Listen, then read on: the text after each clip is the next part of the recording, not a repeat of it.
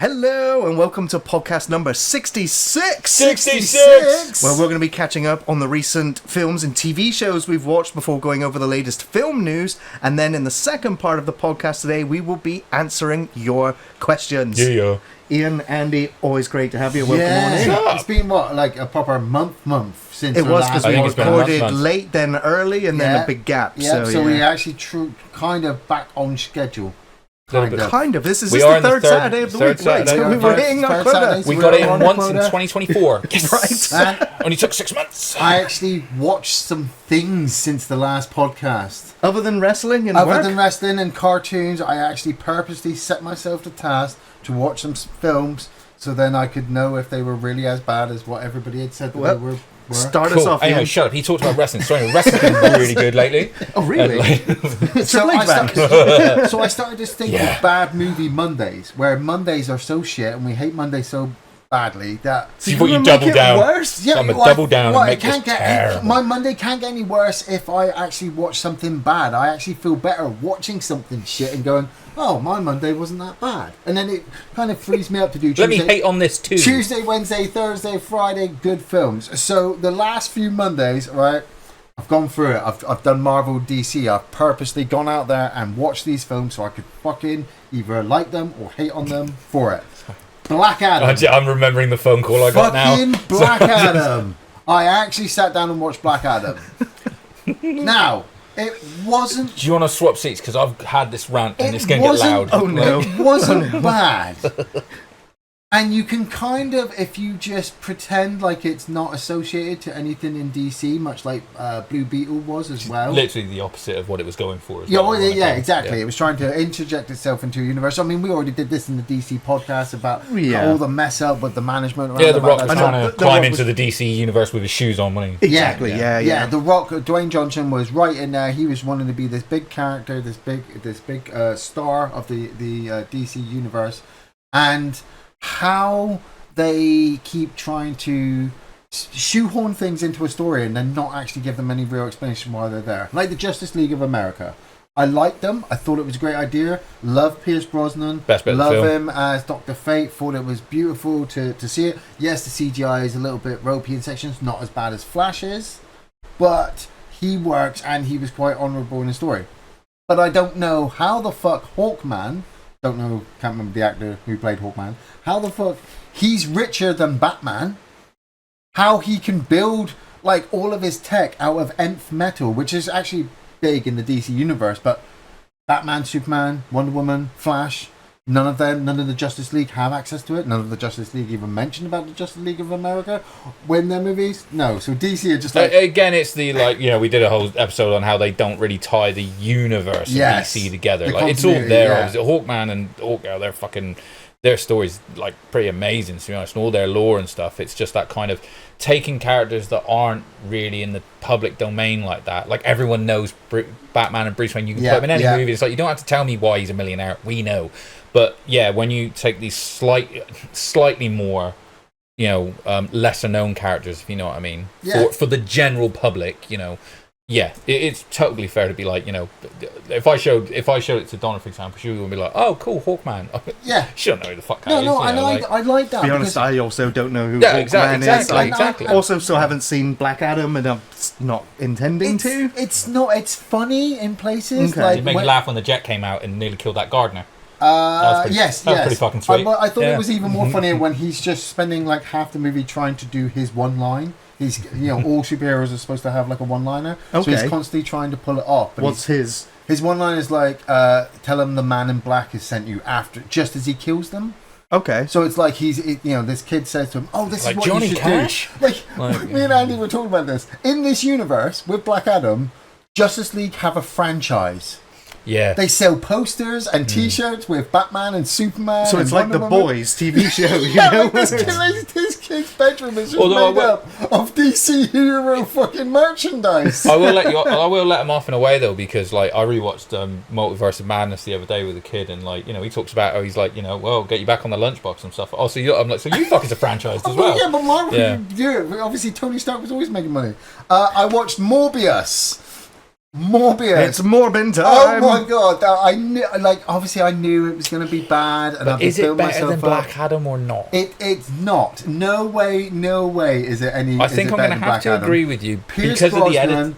It's so badly edited and shot together, isn't Morbius, it? and at least Black Adam is like it's just a fucking terrible story from competent. start to finish. Right. Yeah, it's competently shit. Yeah, Black Adam, we know it's got problems because of the continuity. With Morbius, oh my god.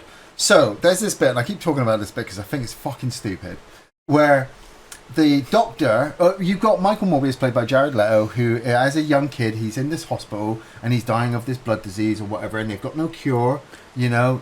How does Jared Leto keep getting work when it seems like nobody likes him? Yeah, but that's the thing. Nobody likes he's him. actually putting some banging performances agree. in films. I've actually liked fucking him. Dallas Buyers Club and Yeah. shit. Fucking Requiem for a Dream. Requiem for a Dream. Thank I was struggling with that. I I'm just about to say Darren Aronofsky. Shout that. I think he does play a fun Joker. The film around him just doesn't work. Same with Morbius. He does play a good Michael Morbius. He's got the look. He's got the fucking disability kind of ability behind it. But when he puts himself into your impression of a disability is fucked up. Sorry, I've only got He's got the fucking. What's his name with the crutches for fucking South Park? Anyway, so as a kid, You're demonetised in the first minute. You already did. Yeah. Michael Morbius is in this hospital, and there's a doctor taking care of him. I think it's Matt Smith. No. No, that's his buddy, isn't it? Comes in. Yeah, Matt Smith plays the older version of this little boy that comes in. Yeah, I know. Doctor walks this little boy in, he turns to Michael and he says, Michael, you've been living here practically all of your life. You know this place better than anybody. I'm just going to plonk this little child next to you that we've just had turn up because he's got the same rare blood disease that you have. The two of you can be friends. And Michael turns to the little boy and goes, I'm not going to call you Lucian. That's his name. The doctor just told me your name is Lucian. I'm not going to call you Lucian. I'm going to call you Milo. I'm going to call you Milo because the last boy that was in that bed, who possibly may have died, was called Milo. But he wasn't really called Milo. I just called him Milo because the boy that before him in that bed was called Milo. And so to kind of justify my mental deterioration of living here with no other children around, I call every single person, every child that comes to be my friend, Milo. So from that moment on, everybody, the doctors, the nurses, everybody as they grow up, or the people that work for him in the future, they call him Milo. They're petrified of Morpheus, dude. He's a fucking. They don't he's explain. a vampire. They don't explain. They don't. He's not a vampire. I know. I've seen it. I'm just trying to stoke the fire. They don't explain what Lucian Milo does for a living to make all this money. Yeah, it's going nice. He just uses all this money to fund Michael, and Michael uses vampires to get this cure, and then they get their cure, and they turn themselves into vampires. Like what? It's so shit. It's so shit that they're in Manhattan, right? And they're like, well, we've got to connect it with Spider-Man somehow. So how do we do that? We have no rights. We can't connect them to any of the characters. So literally, every now and again, Michael is going to read a newspaper story in the Daily Bugle. Oh, so now I know I'm in the Spider Universe. A paper universe. It's fucking bullshit, because even in Sam Raimi's fucking Spider-Man, J. Jonah Jameson was up on a big fucking billboard screen. Fucking, they barely look at papers now. It's 2024. So what really pissed you off about the name thing, though? Because what pissed me off about the no, name but thing, is it because I remember the rant? So what at the end annoyed you about it? They just tried to make it important that he was called Milo for no reason, and just why would you call him Lucian at the start? No, but what do they do at the end?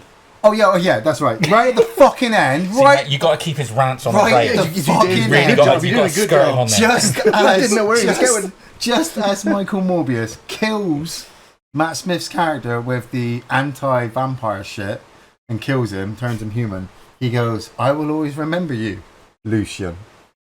I'm like, fuck you. I've just spent an hour and a half with this movie and you called him Milo for 95% of it. It's so funny that if you'd have just for literally... no reason. If you'd have got a text at that point in the movie, there's a good chance you could have missed that. Oh, Like, and at the end gone like, who the fuck is Lucian? Like, Which brings me to Meg 2. Meg 2 I watched. Now, Andy, Gary and myself all have watched Under Paris, and I will let them talk about Under Paris. I thought it was really quite fun and stupid, but it was fun. Well, you're half right. Yeah. Meg 2 was so fucking stupid. Raise your hand if you've seen Meg 2. Gary, Andy? No? Yeah, I went to see it. Listen, I know. We talked on the phone about Under Paris, and you were like, dude, we should totally watch Meg 2. And I was like, no. Right, so I watched Meg 2, right? So, taking away the fact that obviously it's just a Jason Statham movie, which Linda and I have both agreed now that Jason Statham just is the transporter in all of his movies. Yeah. He was the transporter and he's just now the transporter. Oh, mate, it's Dwayne The Rock Johnson syndrome. It's just like you hire Jason Statham to be Jason Statham in your movie. It was ever since, I think, was it Escape from Mars? Or Ghost of Mars. Ghost of Mars. Yeah, I mean, ever since then, it's just watch Jason Statham punch whatever he's in the film with. Do you know what I think actually really did it? Was Jet Li's The One. Oh, yeah, they were like, can you do an American accent? And he went, yeah. And then they were like, no, he fucking can't. Let's maybe just keep him as Jason Statham. But we've all seen The Meg, yeah? Yeah. I've seen the first one. We've all seen the first one. And in the first one, you have Jason Statham and you have the Chinese actress who's playing the scientist and their little daughter. The little daughter is in the trailer. She sees the big shark. And the three of them end the movie as kind of family unit. Yeah. Right. The second movie starts, Mum's not in it. Right. And they do not at all once explain or even bring her up in conversation about why she's not there. Not once. I even Googled She read the script. I Googled it, right? And if you Google Natasha, it actually, like, I Googled her, and the whole first movie is detailed exactly what she does in the first movie. And then in the second movie, it says events happened between the first and second movie in which her it resulted in her death. Oh, I smell a spin-off. Her death is unexplained. You're in a universe with giant fucking sharks. Sorry, wait. So she's dead? She is dead. Do they actually say she's dead in Meg 2, though? No, I don't think they even mention her. Not once. There are like Jason Statham is the stepfather to this little girl. The little girl's in the movie. Her uncle is in the movie, and he runs the company. Don't get mad at me. I ain't gonna fucking watch it. But the two of them. There's even a point. I turned to Linda. I went, "That would have been perfect time. That would have been." They missed it. There was a point where Jason Statham and the uncle stood there, and Jason Statham goes, "You know, you risk your life, and you're not thinking about your niece, and she's gonna have one less family member if you die." And he's like, "Oh yeah, but she's got you, and anyway, you're risking your life." And I'm like, sorry, I hit my microphone. Why is he alone? I'm thinking, neither of you are at all mentioning about the mum or where the mum is or how the mum died. They take no, but isn't it like an easy win as well to just in a movie that's about a fucking shark eating people to have no. I'm just saying to just have her get eaten in the first scene. You don't even have to use the same actress. We can pretty much. That's not a I'm just saying you can take any sort of like Asian actress and light it properly, shoot it properly. I think the actress was like denied completely back because there's no picture of her, there's no name drop, there is absolutely no bringing of that character, and it's just Meg 2 is just a stupid domino effect of. Oh, we're going to go down on this deep dive into the trench. It's fine. 26th dive. It's our safest dive. They get chased by a Meg down there. They then end up in the middle of a giant Meg fucking orgy where all the Megs are mating and trying to make lots of baby Megs, which then results in them running across some illegal miners. Illegal miners make a landslide happen, which destroy their subs, which means they then have to walk along the surface of the trench, which takes them to the mining place. They've got bloody Gears of War power armor. They've got power armor as well. And I mean, I did like it when that woman died because her face thingy cracked. And the pressure so she imploded. That was a great death. After that, the mining place is absolutely destroyed by Megs. They managed to get up to the surface, but on the surface of their oil rig in place, one of their friends, who's been friends with them for years since the first movie, turns out to be working with the evil guys and brings in the most inept terrorist unit to take over the oil rig. They then leave the oil rig and end up at Fun Island. Fun Island, it's called. What, with like Pinocchio and the other kids? It might as well be. It's a bunch of fucking kids there just having like a summer break. It's 70 kilometres from this fucking trench. You'd think maybe the government would have shut it off. Nobody can find anything. The mayor's not going to shut it off. I was going to say the mayor's going to keep the beaches open, son. Right? Oh, man. Whether it's the beaches or the River Seine, we'll get there. That bitch is going to keep it open. I'm still ranted, but there are so many other movies. I watched Venom 2. Not bad. Good I'm buddy glad cop you said movie. that because I like it. It was in my top 10 of the year. That's Fucking it. buddy cop movie. The buddy cop movie, the fact that Tom Hardy was talking to himself all the way through, that was really funny. I like Woody Harrelson playing Cletus. Yeah. I Yeah, think, it was cool, I man. think the introduction of both the girlfriends for both the characters was a bit weak, but I think they were there so that female audience members might have something to latch on to while they're there with their boyfriends who just want to watch. Cletus's relationship with her was good, but her character wasn't. If that makes sense. Yeah, but it was like Like she was there to feed his character. Like I that- guess. like- Fucking Tom Hardy's ex calls him up and says, "Oh, can we meet tomorrow night? So there's this restaurant." He's like, "Yeah, okay." Then they meet up. She's like, "I'm getting married." I'm like, "Who does that? Women do that. Who dude. rings up their ex and Women goes?" do that. They're horrible. They're terrible people. all The of you. final fight Do you know? sequence. All your exes. The final fight sequence was your Don't you love it though when Pretty her standard. chap is sort of like talking to him like, oh, I know no one likes me, and Benham's like, oh, I like you, Dan. I look you down there. The Fucking final funny. fight sequence was your kind of your standard. We've got all these special effects, but we don't have the money to sharpen it up, so we're going to do it at night.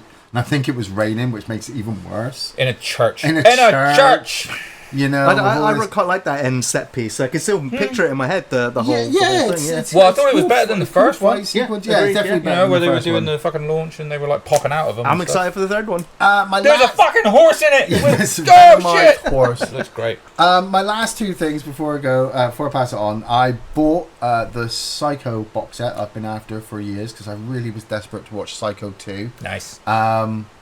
Psycho 1 by Alfred Hitchcock is still absolutely fucking outstanding. If you haven't seen Timeless it in years, masterpiece, you've got to yeah. go back and watch it. It's absolutely brilliant. Psycho 2, I think, is still one of the best fucking sequels ever made. And just, it takes Psycho 1, which should never have a sequel. There's never could in a universe a sequel could work for Psycho 1. And then somebody comes across and makes Psycho 2, and it's the fucking shovel at the end. I think that shovel shot is just so good. What I didn't realise as well, Psycho 3, directed by Anthony Perkins. That's right. Yeah. Which I thought was amazing, because I always thought Psycho 3 was the weakest. I still need to go and watch number 4, but after watching number 3 and remembering Anthony Perkins directed it, my view for number 4 has changed, thinking, actually, Anthony Perkins is really good. Yeah. He's carried this franchise. Yes, or it's not amazing, but Norman Bates... It's still very strong entries. Yeah, his character, Norman Bates, is practically up there. The fourth one, there's the fourth one, a The radio TV show. made for TV movie. Yeah, kind of, It's where yeah. he calls in the radio show, right? Yeah, That's it was right. a Yeah. radio show. I always really And then liked that one as well. He sees the flashbacks, but there's this sequence in Psycho That 3. when I was a kid, I saw that one before I'd seen 2 or 3. Did you? Like I'd seen 1, Yeah. and then I didn't see any for 8, and then I saw the radio show Yeah, one. yeah. Which I was like, there's sequels? played on Oh, TV yeah, a like lot. fucking 3 of them, apparently. 4? There's Yeah. a shot in Psycho 3, because it also stars, you've got Anthony Perkins, and it also stars Jeff Fahey.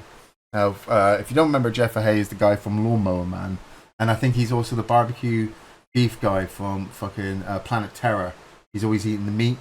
I can't remember him in that, Fucking but yeah. good call. Yeah, man, right, that's how I it is. remember Jeff Fahey. Cool. Yeah. Anyway, there's a shot where Jeff Fahey, he's met up with Norman Bates, and Norman is looking for a new manager because he only works nights.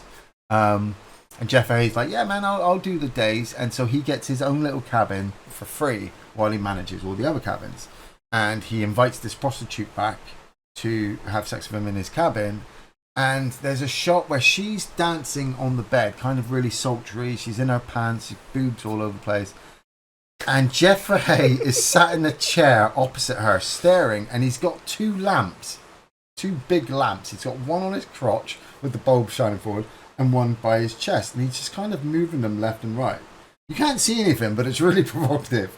And all I could think while I'm watching this shot is Anthony Perkins is behind the fucking camera going, yes, Jeff. Yeah, that's what. Yes. That's exactly what I wanted. That's exactly what I wanted. Jesus. And the final thing I want to bring up, if you've got Netflix and you haven't seen it, it's the Gene Wilder documentary, which I think is like Remembering Wilder or something on I really on want to watch Netflix. that myself. Yeah. It's absolutely phenomenal. Is it a feature length documentary? Is Yeah, it I think a it's- multi-part? No, or- it's like an hour and a half. okay, a feature length Yeah, documentary. and it just like I'm not entirely sure if they've utilized AI to get him to narrate, because obviously he passed away in 2016. Yeah. I think it is. You know, and I didn't actually see the release date for this. I was going to say, it depends on when they started the documentary, I guess. because he talks over parts, and I'm thinking, Man, he's sounding really good, remembering all these lines, and it's like he's reading from his own autobiography. He did isn't do a it? lot of interviews though, so Yeah. he might have, Well, they might have taken it from they've that. got interview shots and stuff like that, but at the same time, I'm thinking it's not too hard to take AI, stick in his voice, and then get the AI to read it out and maybe edit it. But I think it could be a bit they'd have to make it tasteless. really clear in the documentary. Yeah, because yeah, that's it. that's the whole point now, isn't it? The rules and stuff.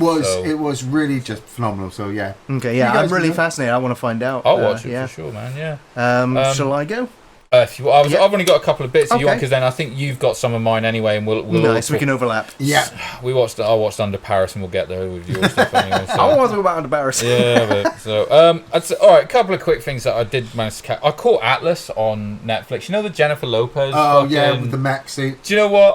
It's one of those where I've I'm not like, seen it, yeah. one of the girls It's like that like, I think, Titanfall, but with Jennifer Lopez. That's right, what I okay. heard. Here's the thing. I was watching it, and okay, as a review, it's fine. It's a good bit. I said it's a good bit of sci-fi. If you spell sci-fi SYFY, it's a good. Sure. It's a good bit of sci-fi. Jenny from I've the got a sci-fi. sense all of the that. way through, all the way through it. I'm like, yeah, this isn't bad. And like graphically, it's good. Yeah. It's entertaining, you know. But I'm like, man, when are we gonna get fucking Titanfall 3? Like all the way through the movie. That's all I could fucking And think. literally, that's the only review I saw for Atlas was it just made me want Titanfall 3, and I was like, well, I Crazy. mean, that's not a bad thing then Yeah, for the film yeah. to I'll remind you of something you like. I won't go into the amazing state of wrestling at the moment, because I know it's like it's a It's smaller fan phenomenal. base, but it's It's phenomenal. But what I phenomenal. did watch was the first 3 episodes they've done of Who Killed WCW Oh yeah, on yeah. Vice, which is really good. If Buff you're Bagwell. interested, yeah, spoilers. Yeah, it was Judy Bagwell on a forklift. Judy back on the phone. If you do like, you know, any sort of like, you know, kind of wrestling documentaries, or you like the, you know, if you're interested in the Attitude Era and that battle between the two companies and what caused to do it, it's basically a talking head documentary. One of my favorite guys of all time, Kevin Nash, on it, stoned off his ass on all of his sections, which is great, because I listened to his podcast and they were saying, loads of people were like, hey big man, you know, you seem almost like, you know, a bit of the CTE getting to you there or something. And he went, I'm going to level with you based on what they were paying me. I went, huh, and got stoned as fuck before I went in there. And so they're like going back and forth, and he's so like he's brilliant. But it's good. It's I think it's you do the get a few Vice things. do the Dark Dark Side Side of the Ring, because That's I've only it, seen the yeah. first 2 of the latest season of that, so I do need to catch up. It's good. That's how I kind of Yeah. assimilate most of my wrestling these days is through those And they're just going documentaries. through it as a timeline. I think. Yeah. I don't know how many episodes they got planned, but they've done. Okay, 3 no, so that's far. It's fascinating. I'll really good. actually tune in and watch that as well. Yeah, man. I watched the first 2 episodes of The Acolyte when that dropped. That was boring. Turned that off. Okay. I'm done. I'm done with. I'm done. Look, I don't even want to okay. get into it. Listen, I mean, and again, I'm not. we only gonna- just talked about Star Wars. Do you know last what? time. Do you know what's funny? The reason I'm not going to get into it really heavy is because we ragged like fuck on Solo all the way through that thing, and I was like, I don't want to spend that much time being that negative. But Sure, I'm going to true, be honest. There's a lot of the complaints that I've seen about Solo, it sure. from only watching the first 2 episodes of mine. For all I know, it gets really bad for going forward. I'll be honest, it was just boring. That's why I turned it off. There's a woke agenda, there's all this. I'm like, I don't really see too much of it. The reason I turned it off is I started it, and if you haven't watched it at all, spoilers, I was really excited to see Carrie Ann Moss. One episode, right? One scene. Oh, sorry, one scene. The fucking opening scene where they even changed the music to the point where I was like, this kind of sounds like The Matrix. And Really? then the fucking girl goes in there and fights Trinity. That's what happens. And she dies. And I was like, did you really need to put her on the banner for this show? It was like big name. like, You what the recognize it. fuck? She Yeah. could come back. She could. I'm not going to find out. I'm fucking watching it. And it started, and the characters were fucking dull, and the script was boring. And I'm like, Star Wars, like, you've got fucking laser swords, use them. The bit that really you know, when you laugh at something that's not supposed to be funny and it takes you out of it, is like, you know, Yeah. you see the fucking big bad, the Sith dude, meets up with someone.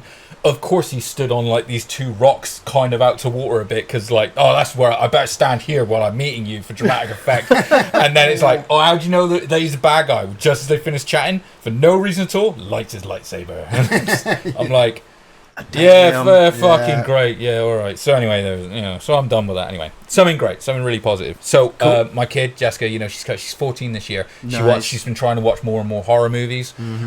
So I started to go through a few with her. So we watched the first 2 Jeepers Creepers movies Yeah, together. I mean, they're not too violent or overly. They're not. I was like gory, running so- through my head. They're First like, oh, one's trust good. me, it got her with like, you know, when that first one where it's like he's pulling the tongue out of the head and stuff. She's like, what? Like, you know, perfect reaction as well, which was great. Cool. She watched through those two as well. She's like, are there any more? I'm like, no. No. No. After the second one, it just ended. We watched the first Silent Hill, Good. which she enjoyed. I was kind of working at the time, and I left her in the room to do something, come back, and it finished. And she was like, I was not ready for that barbed wire at the end. I was like, I was kind of fucked up. Yeah, I forgot about that. Anyway, we watched that, and then we'd watched, what was it? Oh, we watched Fright Night.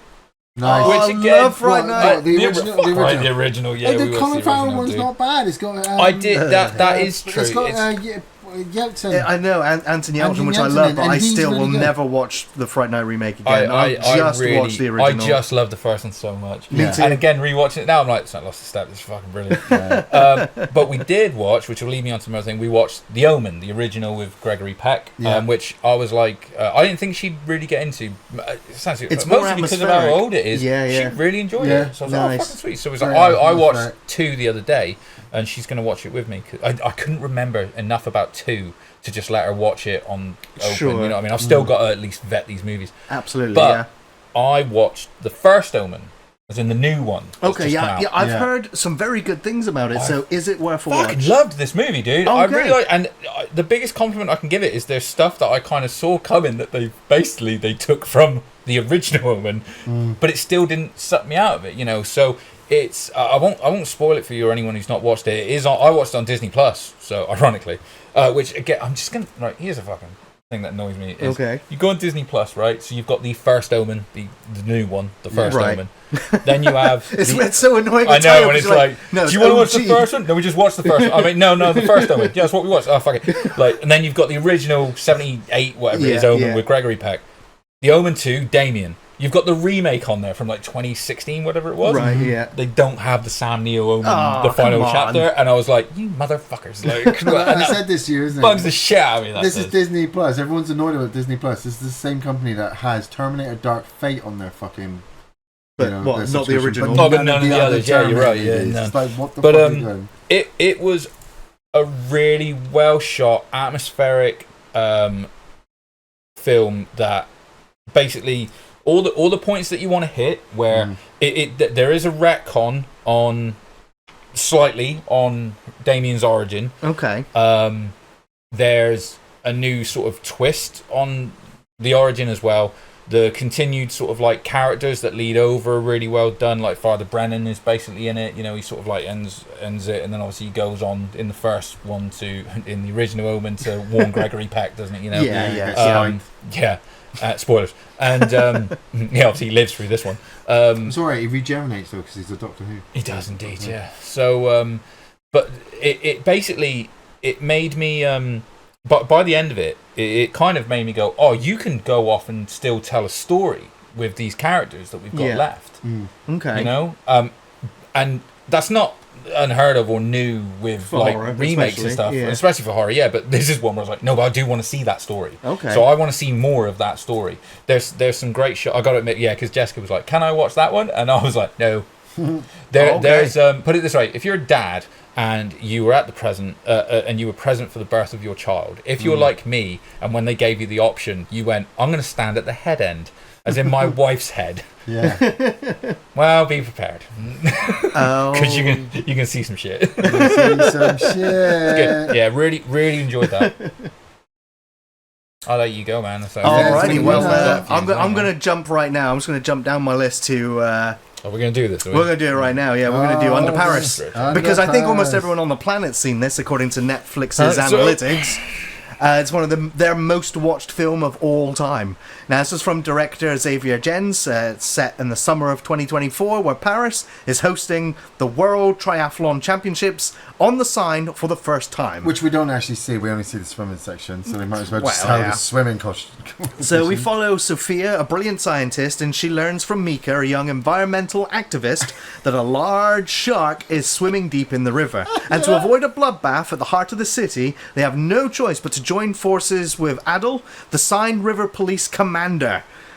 Because that's a thing. Yeah. Oh, yeah, because they've got the evidence that they've got this tracker on this shark and it's in there. And they've got bodies missing. Wasn't it lucky that they tracked that shark? Oh, totally, man. It was fucking... This random mako that they just happened to tag that also happened to be the first of a brand new species of shark that no one's ever seen before for no reason. Yeah. I'm totally fine with all this. I have seen some weirder... I've seen some weirder stuff in my shark movies, okay? What I thought was really good about this film, and I didn't really expect it, because I'd seen it appear on my fucking phone on Facebook or something, and I thought, I'll wiki it. I went to wiki, like I normally do. There was no page.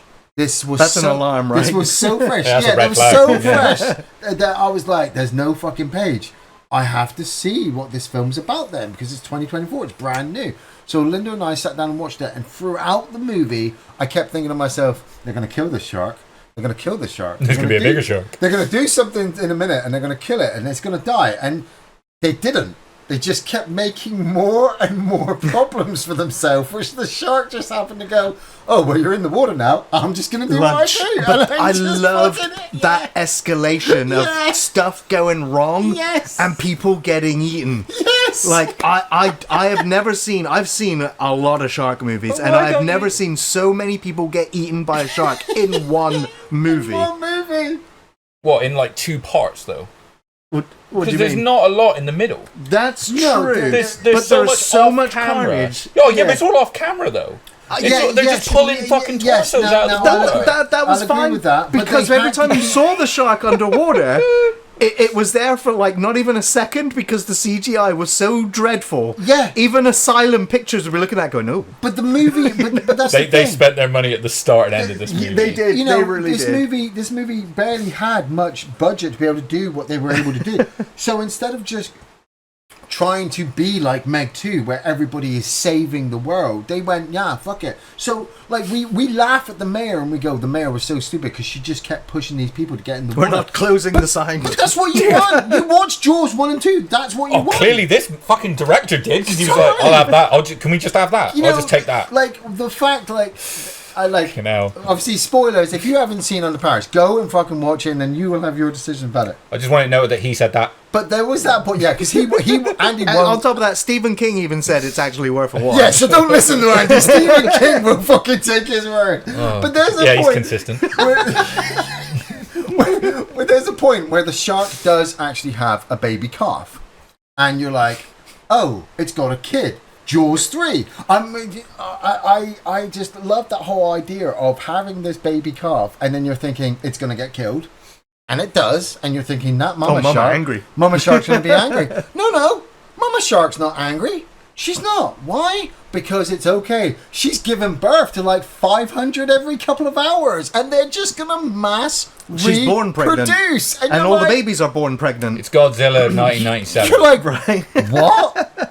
I did actually love in Meg 2 as well. There was a line, one of the computer guys, where he decides that, for instance, the last movie, he didn't want to be a weakling, so he actually went out and got himself beefed up. He can learn to fight, he can learn to fucking run and swim and shoot. And he pulls out a gun, poison tipped bullets. He's like, yeah, I've seen Jaws 2. I was like, okay, Meg 2! You've got one a point. But yeah, honestly, Under Paris, it was dumb. Very, very dumb. But I found it so fun and because I was on that joyride of the escalation of things getting worse and worse and worse, and when events towards the end were happening, I was like, this doesn't even make sense. But I dig it. Dude, we all through it. We watched it as a family, and we were roaring all the way through. Yeah. So don't get me wrong. When That's excellent. You don't get get me a wrong. reaction. The whole dumb fun. I completely agree. 100%. We were laughing our fucking asses off during this movie. Yeah. But I'm also like, we were kind of laughing for the wrong reasons. Yes, it's you like, are, it's yeah. almost like if fucking this guy gets up in front of an audience, it's like the fucking Tommy Wiseau thing where he's like, oh, thank you for appreciating my comedic movie. It's like, because that's how you meant to make it, right? Yes. Yeah, it was. Yeah, I mean, now the you've said director that, was the like, guy who fuck. directed like Frontiers back in the early 2000s, which is like one of those It's hardcore. extreme French horrors. And Yeah. so like, you know, it's the same as the guy that did Kill List doing Meg 2. It's like, what happened to these directors? They make shark movies and they're tame as hell. I'll take an Under Paris 2 though. Give me that. I was dying the start when like obviously, you know, they go in there and there's these fucking sharks and they attack the team and everything like Yeah. that. So then the main character jumps into the fucking water no respirator. No. No, doesn't even take a pony bottle with her, which Right. is like a fucking handheld thing, you know. And then obviously the shark catches her and proceeds to just dive at 60 miles she an should have hour towards the exploded. bottom of the floor. Well, she wasn't.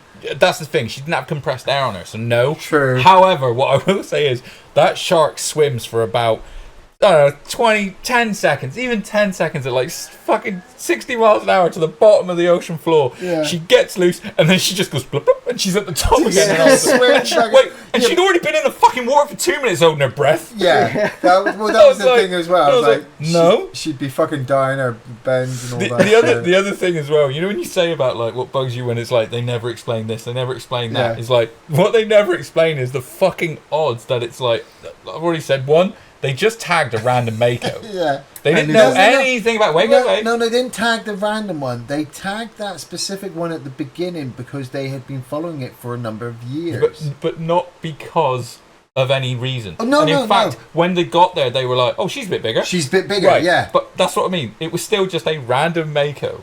There was no other reason, and obviously it wasn't a Mako in the end. But also, No, yeah. if you think that's like high fucking or low probability, try the fact that Mako then happened to choose her city that she I know. moved So to. it's like Jaws the fucking up to. Revenge now. It's like I'm Yeah, trying to but, finish you yeah, off. but now I'm thinking when it's like, wasn't it funny when they were like, in the book it's voodoo? Whereas like, do you know, I was watching the movie going, do you know what? Actually, if a voodoo priest turns up, I'm going to forgive this because at least that's a reason. There is no reason for that fucking shark to turn up. But that was it. The bit that got me is with the deal. The fucking commander is like, he knows this woman for about 18 minutes or something in real time, and they're like in a fucking like in a lab or something, and he's doing something because like, you know, she's telling him basically like, you know, there's this shark and there's all these activists and stuff, and he's known her for about 5 minutes, and he's like, let me tell you the story about how I lost this guy in combat and stuff. And I'm like, okay, Oh, we're bonding I've got Bonding. genuinely family and a lot of friends that are serving or ex-servicemen.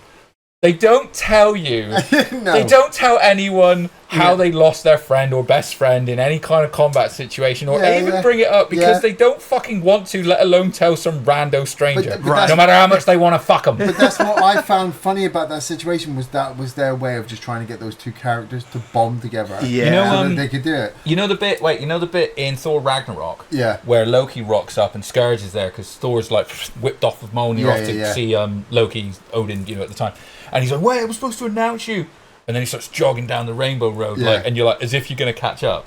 Same energy when they get capsized and the shark fucks off at 60 miles an hour to go get the swimmers, and they look at each other and we're like, We're best here. we'll start paddling out after it. Then show. Well, that's what I mean. That's what I loved about that movie is that You know, there's mines on the bottom of the river. yeah, there's Lots of them. loads Not of anymore. them.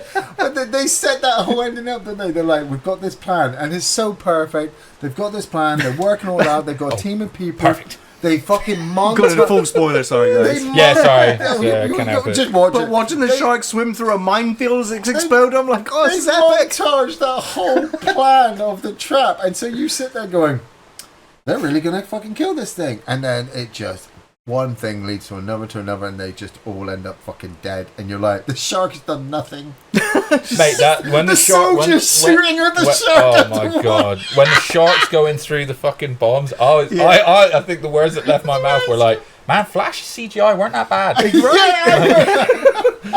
But then obviously they when you get to the end credits and they basically take the Planet of the Apes Yeah. credits. Yeah. But when you, because I was like, I started seeing all the reviews about how, like you said, about how many people watching it. I was like, oh shit, they've got to make a sequel to this. They're There's going no way to it doesn't now. get a They are sequel. absolutely going But- to now. Yeah, but now based on the credits, I'm like, well, fuck. We like, Mate, they'll just call Direct- it they'll Under call it Earth. Under Earth, yeah. well, I guess, but the writer's gonna be like, fuck, we've invaded the entire planet, spoilers, Yeah. with Yeah. sharks. Like, how are we gonna pay this off? Like, I'm telling you, the third one's gonna be on the moon. Nobody's gonna go in the water. Yeah. Space sharks! Space Yes! sharks. Alrighty, well, I managed to catch some other horror movies as well. I want to talk about So Arcadian. This was from writer Mike Nillen and director Benjamin Brewer, and stars Nicolas Cage. This is like his 7th movie of the year so far. Yeah, well, It 6 also months stars Jaden Martell and Maxwell Jenkins, and the story follows a father and his twin teenage sons as they fight to survive in a remote farmhouse at the end of the world. I was sold on this film, A, Nicolas Cage, and B, that there was supposed to be That's a enough. very cool creature concept and design in the film. And I have Yeah. to say, the film absolutely delivered on giving you a very bizarre creature that has movements and sounds that are so creepy and so well done, and like, even though the film doesn't explain how the world ended, when you finally see the creature, you're like, okay, the world got wiped out by that. Yeah. And it's a very small cast, low budget, all in very small location. And Nick Cage is I don't want to go into too many spoilers, but it's one of those films where he kind of takes the back seat, and it's about the twin boys that then are trying to keep themselves alive. So yeah, it's one of those where in the daylight you can go out, no problem, but at nighttime you need to be locked in and safe, because they mostly come out at night. Mostly. All right. So yeah, it's not one I would highly recommend, but if you're in the mood for a creature feature and want to see something interesting, and you like Nick Cage, it's a no-brainer, really. Yeah. Next one I want to talk about is Abigail, also a new release. I want to see this. This one was written by Stephen Shields and Guy Busick, and directed by Matt Bettinelli Matt Bettinelli-Olphin. Well done. And Tyler Gillette. And these are the guys that did Scream 2022. I have to add the date, not original Scream, and Scream 6. And they also did Ready or Not. I knew there was a reason why I didn't like the look of Abigail. I get it now. Abigail was really good. Ready or Not is one of my favourites from them. Yeah. It stars Melissa Barrera, Dan Stevens, Alicia Ware, Angus Cloud, and Kevin Durand. And it follows a group of criminals that kidnap a ballerina daughter of a powerful underworld figure, and they retreat to an isolated mansion where something starts to pick them off one by one. I thought that the writing was really good, the performances were on point, and considering I'm very much aware of the type of genre film that it is, it had lots of cool, interesting surprises and twists, even though it was very formulaic. If you've seen Ready or Not, you know these directors have a penchant for making people explode. See, now I was going to ask you this because I haven't seen Abigail yet. Okay. I saw the trailer and I was like, this looks fun. I really want to watch this. Hell yeah. But also, I did feel like in the trailer, I was like, oh, unfortunately, that's what I was trying to be vague. The premise, I'm not going to say it, but the premise is, if you don't want to know anything about Abigail, then do not watch the trailer. But as someone who's seen the trailer, is there more to still catch me? If you know what I mean, is there still more to surprise me? Right, that's cool. That's good to know. I mean, have you watched it? No, I wicked it. Okay. But when I saw but the thing is, when I saw the trailer, and like you said about what we see from the trailer, how they reveal the trailer, I was just like, oh, this looks formulaic as hell. I'm not. It doesn't interest me. Like I wanted to, but I agree. I still thought. I guess I've kind of seen everything that I to know about the movie. That's the thing. If you sat down with Jessica, Jessica would absolutely love it because it's all fresh to her. But you've seen enough. It's a very bloody movie. Yeah, but bloody enough that like, yes, the gore is there for fun use out of it. Where it's not shocking, grotesque gore. It is fun. Like I said, for me, I didn't want to really sit down and watch Abigail. And if I did, I certainly wouldn't sit there and go, "Oh yeah, let's hit a sequel immediately." The actress playing Abigail was brilliant. Yeah, she was absolutely brilliant.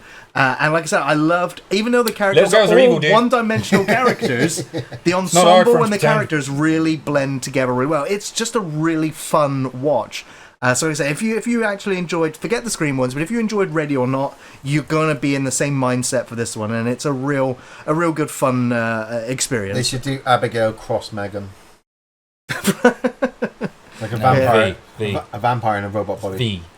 Abigail V Megan, isn't it? You have to do V. No, Abigail cross. Is it like cross Tekken? No, isn't that like when they're allies? Because that's like Godzilla X Kong. They're almost scissoring. You can't do that. That's the V. Well, V's for vagina. Oh shit! Now we've ruined it. So I recommend Abigail. The next one I want to talk about is I Saw the TV Glow. Now this was written and directed by Jane Schoenburn, and it follows two teenagers that bond over their love of a supernatural TV show, but it's mysteriously cancelled. Now, this is a very 90s nostalgia and a surreal blender of David Lynchian strangeness. It's a very slow-paced nightmare. And for the writer and director, it was a film about how we cope with repression. It's a film, this is her words, it's a film where repression comes from, and it's the quiet power of shame. And it's a film about how that can eventually finally crack in a way that you can't hide from it anymore.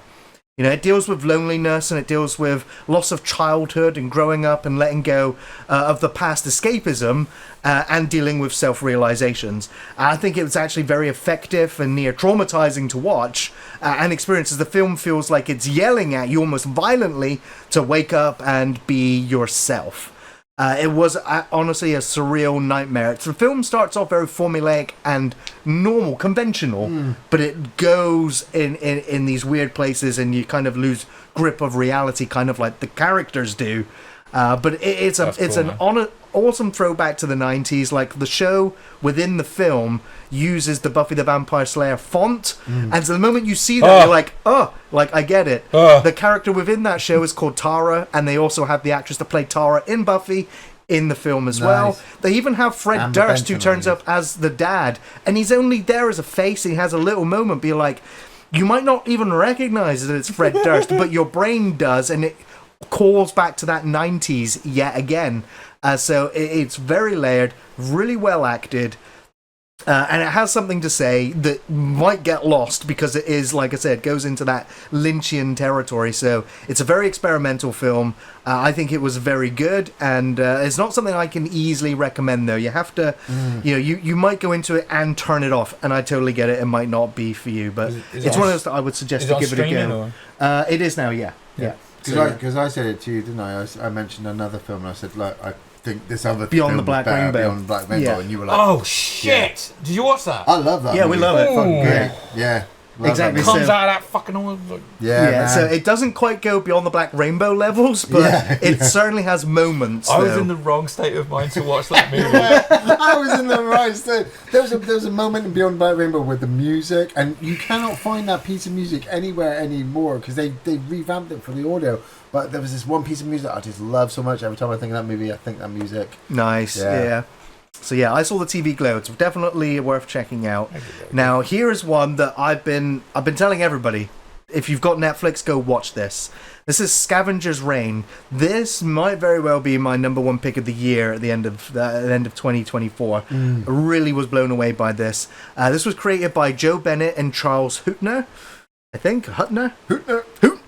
Now, the story follows, it's a sci-fi story, the story follows the remaining crew of a damaged interstellar freighter ship that finds themselves stranded on a beautiful yet unforgiving alien planet where they must survive long enough to escape or be rescued. As the survivors struggle to locate their downed ship and missing crewmates, their new home reveals a hostile world allowed to thrive without human interference. It's over 12 episodes. It's 12 episodes, roughly 26 minutes each. It's all animated, and it is utterly fascinating. It's based on a short film called Scavengers, which was more of a proof of concept, which released about 5 years ago and is fully available on YouTube to watch. Watch that, and if that excites you, check out the show on Netflix. It was cancelled last year, and since then Netflix have picked up the rights to stream the whole season, and now fans are kind of hopeful if it does well on Netflix that Netflix might commission a season 2. It's a truly stunning show with great characters, mind-blowing and imaginative creatures, and it is completely otherworldly. It has the look of a Studio Ghibli kind of show, backed up with more, I guess, Western ideals and characters. But the landscapes, the creatures, the way they interact. It's interesting that the show takes place months after the crash has happened. You don't really know what happened, how they got there. You just catch up with the few survivors that are on the planet, and they are already adapting to the ecosystem. So they're already grab that plant, grab that bug, rip its head off, take that out, mix it with that, turn it into something else, turn it into that, and off they go. And you're like, you as an audience have no idea what they've just done or how they understood how to get there, but you catch up and you kind of get eased into it. And the show has a tendency to go, this character, something just happens to them, but we don't know what it is. And then it'll flash back to some other people or something else to which that happened to, and you follow the entire life cycle of how horrible that ended, and then it will carry back to the character that you know has just been touched by that thing, and so it plants the seeds as you know where it's going to go ahead of time. And it's I really like the pacing, I really like the structure and the characters. I was fascinated by it. It was one of those shows that kept me up until 3 a.m. where I'm like, yeah, next episode. You don't even get up, you're just like, yeah, just keep playing, just keep going. I'm hooked. So yeah, Scavenger's Reign, mind blown. Really, really good. Highest recommendation so far. Staying on Netflix, someone talk about Eric. Oh, yeah, I was trying to convince Donna to watch this. I wanted to watch this the other day. It's pretty dark. Yeah. It's a 6-part miniseries on Netflix created by Abby Morgan and stars Benedict Cumberbatch, Gabby Hoffman, Dan Fogler, and McKinley Belcher III.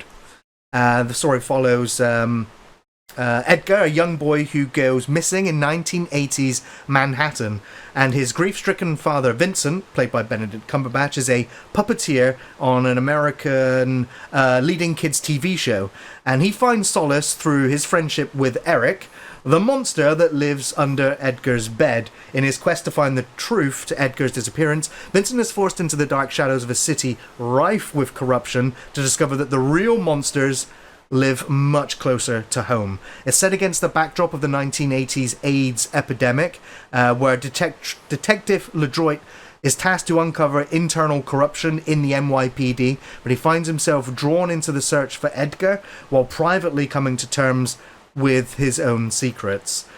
The acting in this was sublime. I was compelled to watch, even though Benedict Cumberbatch plays the biggest douchebag I've ever seen him play in film or television. He is a terrible father, a terrible human being, but he has redeeming qualities, and you kind of want to root for him despite how horrible a person he is, but he wants to atone. And as I mentioned earlier about the monsters closer to home, it's dealing with the monsters inside yourself. And so, yeah, it's a great 6-part, 6 hours. It's one of those shows where 3 hours in, I was like, I'm going to take a break, then do the other 3 hours. Bang, bang, bang.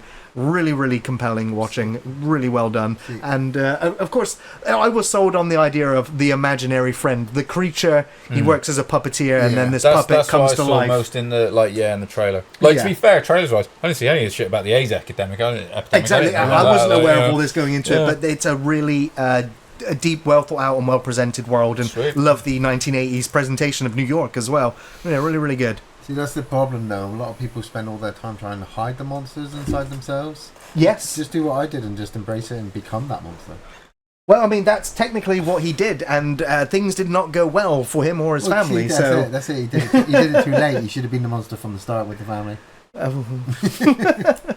Hot taking.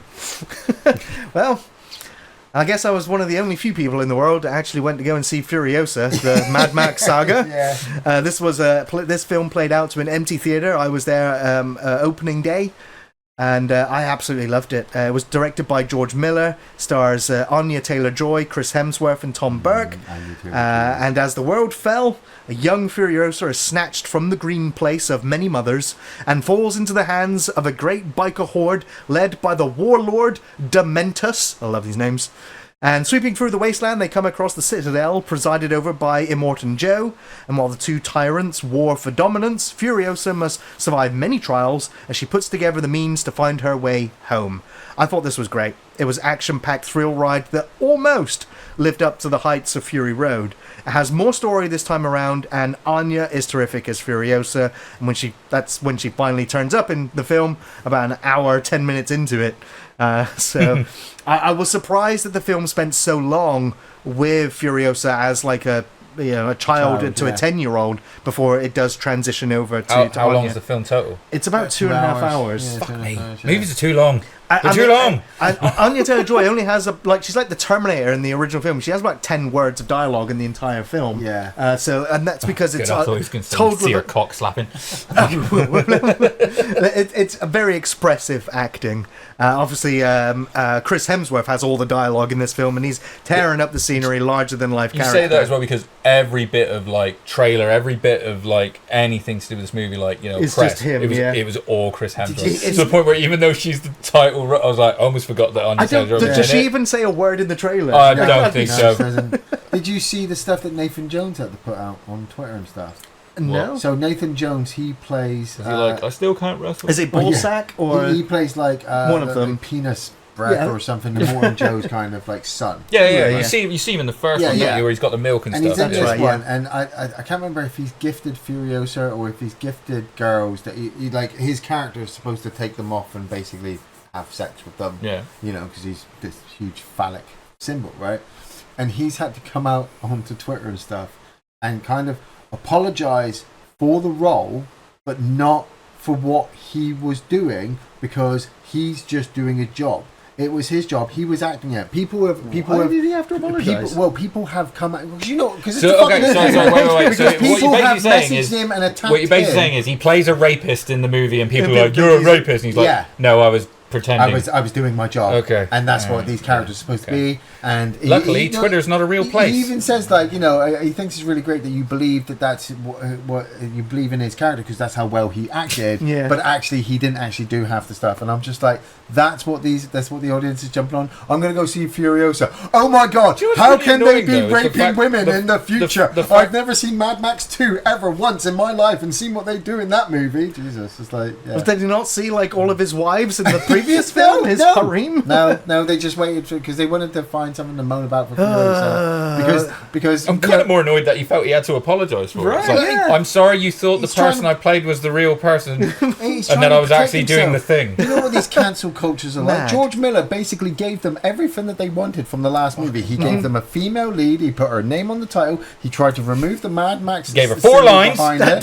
He gave her. He didn't, Overdid that. He didn't need her to talk. He just needed her to act, and he put her in all this other stuff so that she could be the ultimate hero. And people still fucking whinged about it. Yeah. I just sat through fucking Morbius and fucking Venom 2 and Meg 2. You know what? Where's my apology from fucking Jared Leto? Fucking apologies. But yeah, unfortunately, this Mad Max film has massively underperformed at the box office. Nobody's bothered to go and see it, which is a real shame. I mean, that has had That's some so money. surprising though, because dude, they must have spent a lot of money on that advertising because that was fucking everywhere. Yeah, exactly. It was everywhere. So I was honestly surprised at the small turnout because I think it's one of the best action films of the year so far. Yeah, it's one that I would easily watch again just for the soundtrack, the visuals, and the action scenes. Yeah, I'm totally it's buying not. it. Apparently, Nathan Jones is really believable in it as well. So that's cool. Exactly. Probably more believable than he was at WrestleMania 18. Well, I believe 19, whatever the fuck it was. I believed he was losing. I'll just quickly cap this section off as well by saying I'm up to date with The Boy so far. 4 episodes in. Absolutely riveted to it. Still reaching all the highs that you'd expect that show to hit. It's still managing to make you wince and squirm and look on in disbelief at some of the atrocities. The boys make Harry wince. You're gonna get Nathan Jones. And of currently 1 episode so far is aired of House of the Dragon Season 2. That's the Game of Thrones spin-off. Still absolutely quality. That 1 episode, I'm back in Westeros. Easy. I've still not seen any of them. Amazing. It's a nice feeling. No, but it's better for you because this is the thing is I ducked out, like I've said multiple times, I ducked out of Game of Thrones after season 4. You fucking saw that shit all the way to the end. I went down with that ship. No, but I'm glad that now you're getting like a bit of redemption because you Yes. enjoyed that series of House of the Dragon. In the same way, like I still haven't, even though my second attempt to try and finish the original series of Walking Dead, still couldn't get through it. Damn. But now I've heard Ones Who Lived is like really good and stuff. So Well, that's it it's was nice that good, it seems but to it be also these, trailed off sharp. Well, it's still Walking Dead. I mean, come on. I'm just hoping that new series of Game of Thrones doesn't drag on. Oh, well, I'm hoping there's lots of dragons in it. This is what we live with. Alrighty, shall we get into some news? Sadly, we've got quite a few it's gonna be a some shocker. mini obituaries right now. Yeah. First one on the list is Bernard Hill has passed away at the age of 79. He played Captain Edward Smith in the 1997 Oscar-winning film Titanic, and he also played King Theoden in The Lord of the Rings, which was a real standout role among many versatile parts he played across television, video games, and film.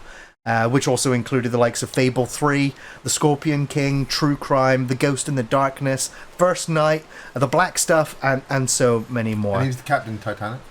Said that. That's it, yeah. Oh, sorry. He was also the husband of Shirley Valentine. So Yeah, he was the deep cut for you. Sean Astin paid tribute by saying, "We love him. He was intrepid. He was funny. He was gruff. He was irascible. Do you know what? I can't even help you. I don't even know that word. But anyway. Basically, It was a he compliment. was quick to anger. Yeah. But he was beautiful. Billy Boyd followed that up by saying, "I don't think anyone spoke Tolkien's words as great as Bernard did. He would break my heart, and he will be sorely missed." I know your face. Yeah. Next up is Roger Corman has passed away at the ripe old age of 98. absolute This fucker legend. won, didn't he? Jesus. And a legendary filmmaker who produced more than 500 films over the course of 80 years as director, producer, writer, actor, like every facet of filmmaking. And he had a simple philosophy about making his films, and that was make them quick, make them cheap, and make them popular. The BFI listed 10 movies as part of an essential collection of films by Roger Corman. This was considered the Pope of pop cinema. A Bucket of Blood, 1959. The Little Shop of Horrors from 1960. The Pit and the Pendulum from 61. The Intruder from 62. X, the Man with the X-Ray Eyes from 1963. Look at that, 60, 61, 62, 63. Yeah. It's like he didn't fucking stop. He literally was producing one while he was producing The next one, the Mask of the Red Death. That's Hollywood gold now. Wild really, Angels, you know what I mean? the St. Valentine's Day Massacre, The Trip. You know, some of my personal favourites include The Forbidden World from 82, Piranha from 78, and of course Battle Beyond the Stars and Death Race 2000. I love Death Race. Yeah, he didn't direct all of these, but he was either producing or writing or behind the scenes in some way. John Carpenter. So painful. John Carpenter described Corman as one of the most influential movie directors in my life and a great friend. And when asked how Corman would like to be remembered, he said, "I was a filmmaker." Just that. Yeah. Beautiful. So he will be sorely missed. This one was a late edition. We got a surprise on Thursday after we released our review for Kelly's Heroes. Yeah. We found out that Donald Sutherland has passed away at the age of 88. We didn't do that, by the way. We didn't do that. It feels bad in our timing. Yeah, some people in the comments were like, "Oh, are you capitalizing on his death?" And I was like, "No, this went up a few hours before it was announced." It was like, That's you couldn't have controlled that, that. isn't it? Yeah. It's like, I like to think Donald Sutherland waited until that morning, saw our film go up, and went, I I can go I now. can go now. Finally, someone acknowledged it. acknowledges bless me. him. Kiefer Sutherland posted a heartfelt message saying, "With a heavy heart, I tell you that my father, Donald Sutherland, has passed away. I personally think one of the most important actors in the history of film. Never daunted by a role, good, bad, or ugly, he loved what he did, and he did what he loved. And one can never ask for more than that. A life well lived." Donald will be remembered fondly for all the roles and characters he brought to life in films, including Invasion of the Body Snatchers, The Dirty Dozen, Don't Look Now, MASH, Outbreak, A Time to Kill, Backdraft, Kelly's Heroes, Space Cowboys, The Hunger Games, Pride and Prejudice, and so many more. Don't forget Virus. I know. Do you know what? I was fucking just about to say Virus, but do you know what the other one that caught me the other day and I was absolutely dying was there, you know, Broken Lizard who did Super Troopers? They did a movie called Beer Fest. I've seen that, and he plays the deceased granddad. They go to his funeral and he does a fucking video from his deathbed speaking in a German accent, drinking beer. And I was just like, fucking boss. There's one on Netflix. I was kind of interested in wanting to see it. It was called like Mr. Hannigan's Phone or something. That's great with the kid. And where the kid and he dies and and he's Donald got. Sutherland That's a really good example of a character. One of his latest movies. It's like absolute sort of like controlled frenzy of him. You know, it's one of those like it's like when you talk to say like a really old dude who's like, you know, maybe travel the world and maybe, you know, serve. Yeah, I didn't want to say it, but like, you know, serve his country. Basically, just say Mate, it is. It's sort of like I can imagine, you know, being one of Christopher Lee's grandkids. Like, you know, considering I've met Christopher Lee, he was a very nice dude, but you must be like, Granddad's fucked some people up. Like, you know, Christopher Lee's well nice. He knows that he could kill you in your sleep. He was lovely, dude. Yeah. Alrighty, so first news story that I've got is we're going to catch up on Marvel Studios and their fiasco with Blade. It's still a thing. The Blade film has lost yet another director as Yann Demange has departed the project following Bassam Tariq, who quit Blade back in 2022. Apparently, Yann left a little while ago and was apparently an amicable split. There was no creative excuses this time. Now, Eric Pearson has now moved on to the Blade film after finishing his work on Fantastic Four for Disney Marvel. Pearson will be reworking the script yet again in the hopes that Blade will be released in its set date of November 2025. So we're talking Disney Marvel Blade, not Sony Marvel Blade. Yes, it's Disney. This is MCU. Yeah, it's the MCU. Now, Wesley Snipes has, of course, teased the troubled production on Twitter by saying, Blade, lordy, lordy, lordy. Folks still trying for that secret sauce, riding snowmobiles in traffic. Kinda rough. Daywalkers make it look easy. Don't they? He's such a fucking troll. That's awesome. He should have just said some motherfuckers always trying to... I think he was trying to remember that line, and I think it came out that way. Like... Yeah. Even Stephen Dorff, who played Deacon Frost in the OG Blade, mocked them by saying, how's that PG Blade going for you, Disney? Can't get a director, because anybody who goes there is going to be laughed at by everyone, because we already did it and made it the best. There's no original Blade director, Steve Norrington, out there. So it is a doomed film by all accounts. I gotta agree with Stephen Dorff there. A couple of days ago, I was sat in my front room and I was flicking through what was on TV, and really late on a channel was Blade 2. Nice, I love that. And one. I love Blade 2, and I was just like, man, you know what? It's only actually the third one I'm not a fan of. Yeah, but you know, the first two are fucking excellent. The thing was, I was like, you know what? Fuck it, I'm buying the box set.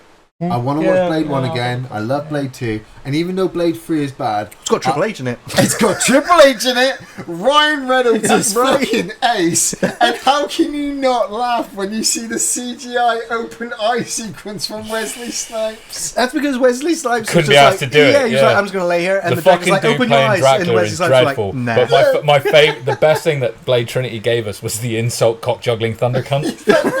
Thunder cunt, yeah. Class. So I quote that way too often. Normally in work. Yeah. All right, an exciting news story I want to bring up. This is going into the gaming sphere, but Night Dive Studios has revealed The Thing video game remaster for PC and consoles. Can we take a moment? But recently, that whole fucking games reveal by Xbox, Xbox was fucking spectacular. It was fire. Was it? I only just Monday gone did I actually catch up and watch them all. I was very slow in catching up, and I was blown away. Yeah. Awesome. And so, the original The Thing game released back in 2002 by Computer Artworks and Black Label. It was the follow-up to John Carpenter's classic, The Thing. The game was very rough around the edges. It was rushed, it lacked polish, and the studio was shut down before they could finish it and then work on the sequel, which they already had concept art for. But now Night Dive looks to fix up the graphics, the sound, and even polish the unfinished mechanics of Who Might Be a Thing, including making the game slightly easier and getting rid of a lot of the jank. This remaster will have 4K resolution options, 120 FPS with improved animations, character models, textures, and lighting. A quote from Night Dive: many of us at Night Dive Studios are ardent fans of the horror genre, so it's been an incredible honour to work within the world of the iconic The Thing, said Larry Cooperman, Night Dive Studios Director of Business Development. The 1982 film is a masterpiece and truly one of the most impactful pieces of art in the horror genre. With The Thing remastered, we're honouring that legacy and Computer Artworks' incredible game inspired by the story and the further expanded lore of The Thing. Really, really glad to hear this, because I saw the trailer, I was like, graphics look nice, sound looks nice, shadows, textures, everything looks great. But my big question was, are they going to fix the broken mechanics Fucking of, hell. I'm going to test you to see if you're the Thing. Oh, you're not the Thing. Let's go through this door. Oh, you just turned into the Thing when nothing happened. I think Do you remember all three of us playing that fucking game? I never all three finished of us. it. It was so we hard. couldn't get through it. No, I've completed it 3 times. I know, but I've I'm completed excited it. because I I didn't get think through now I might But, finally be able to finish the game. I can complete that game. And you know what I think that they'll actually properly fix is, like, Save systems? They'll fix the Boss difficulties? They'll fix the save system and the mechanics with the team, so they'll follow your instructions a bit more. But I also think that I don't think that they'll fully take it away, but on certain levels there was like this invisible line. Like Gary said, you'd be testing your teammates all the way through the level. They'd be fine. Then you'd cross this line, and then they'd immediately just drop their weapons, turn into the Thing, and you'd kill them. After you play it a few times, you already always know, like, oh, I've got to take all my buddy's stuff off him now, walk him through this door, and then I'll go get ready to kill him. What I reckon they'll do is that will randomly happen in a level, I reckon. Because there's certain levels that you're not even supposed to have teammates, because you are Blake. You're badass Blake with his shotgun. You are a one-man fucking killing team. But you will have like a medic with you, and you'll want to keep the medic alive. And so hopefully you'll keep the medic alive. You'll do your best to keep your medic alive for periods. And then if he gets hit a number of times, then he'll turn and he'll get infected. So then you've got to kill him. So you've got to work on your team, or or you meet them in the level.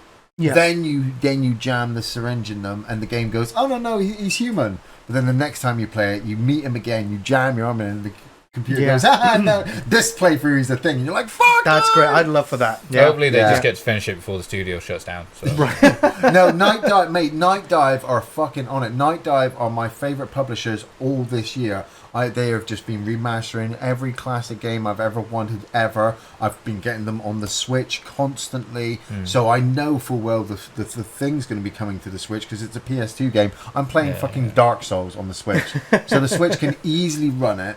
And the fact that, like I said, I've got so much confidence in Night Dive. If they pull this off, and I'm not going to say it's AAA and they're not going to make a shit ton of money off it, but the fans are going to pick it up. If they pick this up, you wait to see what they'll get next. Yeah. Somebody will go, hey, here's Alien vs Predator 2 for the PC. Oh, hell we yeah. want you to do that. We want, what's a great first-person shooter game that you would love to see remastered? They talked about Hexen and Heretic. Hexen, Black. Yeah, and they also talked about, they already did Blood, I think, or Blood was already done. No, Blood is on their list to do. Okay. It has been there's already been a few re-releases of Blood. It's been remastered on PC, but they haven't actually been able to put it out on console. I'd love Blood for the Switch. Because there was Blood, Final Blood, and... It's not going to get done by them, and obviously it's way after, but... Can we just get Bulletstorm 2 already? Oh, they were also talking about Legacy of Kain, Soul Reaver. Yes, I'd love for them to do a Legacy of Kain trilogy. So, I'd say what, while we're on the games as well, because that, like I said, there was the E3, I always call it E3 actually. It's not even E3. The E3 version for Xbox, basically, where, like, man, so the fucking announcement for Gears of War E-Day. Oh, E-Day, sorry, I was at our friend's house, like, down the road, mutual friends of ours, and sat there with my buddy, and then they've got a 13-year-old as well, sort of like same age Jessica, but boy, and he's mad into his video games, sort of Ethan, obviously. Yeah. All three of us are sat there with our phones watching it. We're like, as soon as they announced the Doom prequel, and like, you know, his girlfriend, my wife, are like sat over there just looking at us, all just like fucking kids. You know? I was watching the Gears trailer live on stream, and and I was just like, hey guys, do you remember the original trailer for Gears? Do you remember the Mad World trailer? And then when he pulls Dom up from the side and the notes hit, I was like, I did. I had a moment. I did have a moment. By emotions, I couldn't believe it. I loved it, but man, I mean, they revealed so much. You've got obviously like the Doom prequel. Just looks like fucking sick fun. Finally, I get to climb inside one of those fucking big beasties like as well. Doom Eternal though. Like, if you continue without Doom. Metal Gear Solid Delta looks good. Yeah. I've actually finally that they gave a really good look at it, and I was like, this looks really good. Like, you know, it's not just a graphical update. This is like the Resident Evil 4 version of a remaster. I've set a challenge for Gary actually, because Gary said he saw the trailer and he really looks good, and he'd really love to sit down and play Snakey all the way through, because it's the one he's obviously watched enough and knows that it's really, really good. Yeah. So I said to him, actually, that's one of the best. What I think he should do for the stream, for Twitch streaming before the new game comes out, is play the original, because Metal Gear Solid 3 is actually quite difficult, especially if you just jump straight. Metal Gear Solid 3 is difficult because it's the game is ahead of its controls. Right, like the game is ahead of its time in comparison to its controls, which makes it quite difficult to play. But if you take the time to be patient, not to mention the management, just obviously because all of that should be in the remaster, and it should be all updated. So I was saying to Gary that obviously a little bit of training, play it first, play the emulated version on the PS2 first. Think of it as a VR mission. Right, yeah. Virtuous missions. What about the Indiana Jones game? Yes, that looks really fucking sick. Looks way better than that last piece of shit movie. I agree. I'm excited. I'm like an honest to god indie movie in the game form. That looked really fucking good, man. Obviously, new Fable as well. Which here's the thing. Considering, with the exception of when they showed the new Assassin's Creed, which is obviously like a multi-platform thing and everything. The fact that everything else that was shown was like day one Games Pass, which is like, so I've already kind of paid for this, if you like. So I was willing when they brought up the new Fable. I'd be like, fuck, I'll give Fable another go. See if it's any good now. Like, they weren't brilliant or anything like that, but I know what you mean. But that because of like it's free essentially. I'm like, all right, then I'll give it another go. Yeah. You know, I think the next game I'm going to buy is probably going to be Space Marine 2 because holy Marine 2 shit, looks does that look good? gorgeous. And I wasn't a fan of the first one, and the second one looks immense. And I was like, I was like, 3-person co-op play. Yeah. That's fucking awesome. Nice. 66 online play, and I get to be a Chaos Marine. But Fucking the shower you the that problem one. is they did that. They had that in Space Marine 1, I know, but the game, and then the game studio was shit. closed it down because nobody was playing it. Everybody went Yeah. over there, started playing the Space Marine, and they added DLC and all that. You could come in as a dreadnought and fight on the thing. It looked amazing, but because nobody was playing it, everyone was playing Gears and Call of Duty.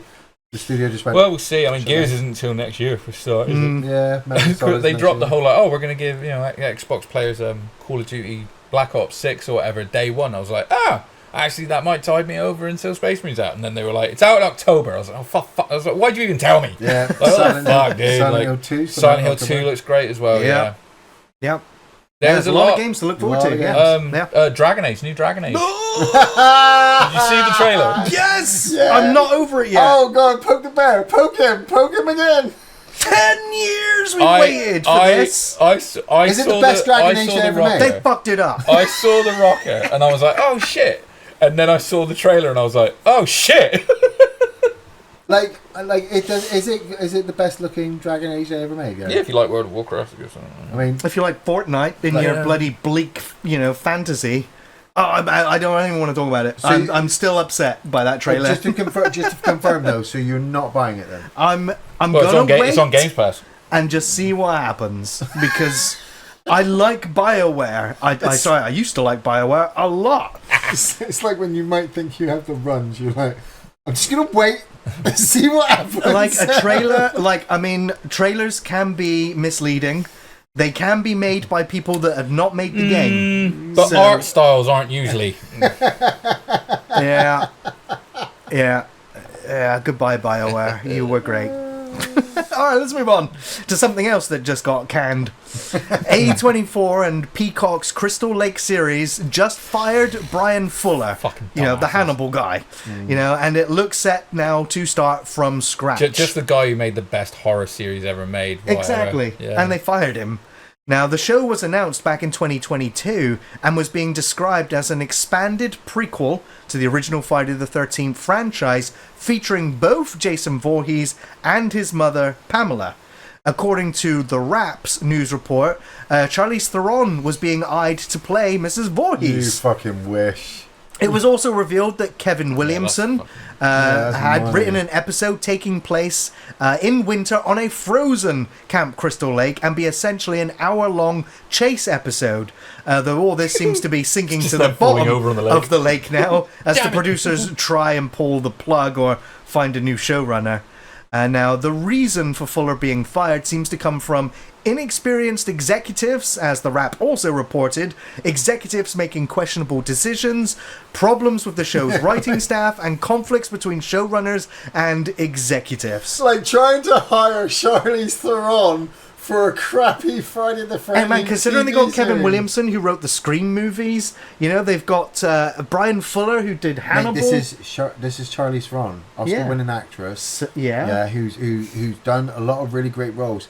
She doesn't want to be. And she also did a lot of terrible roles. Right, no, I get that. A24 is like the WCW. Yeah, of I get that. fucking movie There productions. Like, is no way they would be able to afford Charlize Theron to play in this unless A, they had all the Considering money in the world, the directors, and B, producers, and shit the they story have, I think was they have really- money. I think they can. Well, it's they just, haven't, because no, they ha- but they- you're saying it would take a lot of the budget. I would have thought. if, like you said, if these executives are turning to the Hannibal director and going, "Oh yeah, we really love what you're doing, but we have this actress as our main lead," and your director's like, "Well, that's not what I'm filming. That's not what we've planned."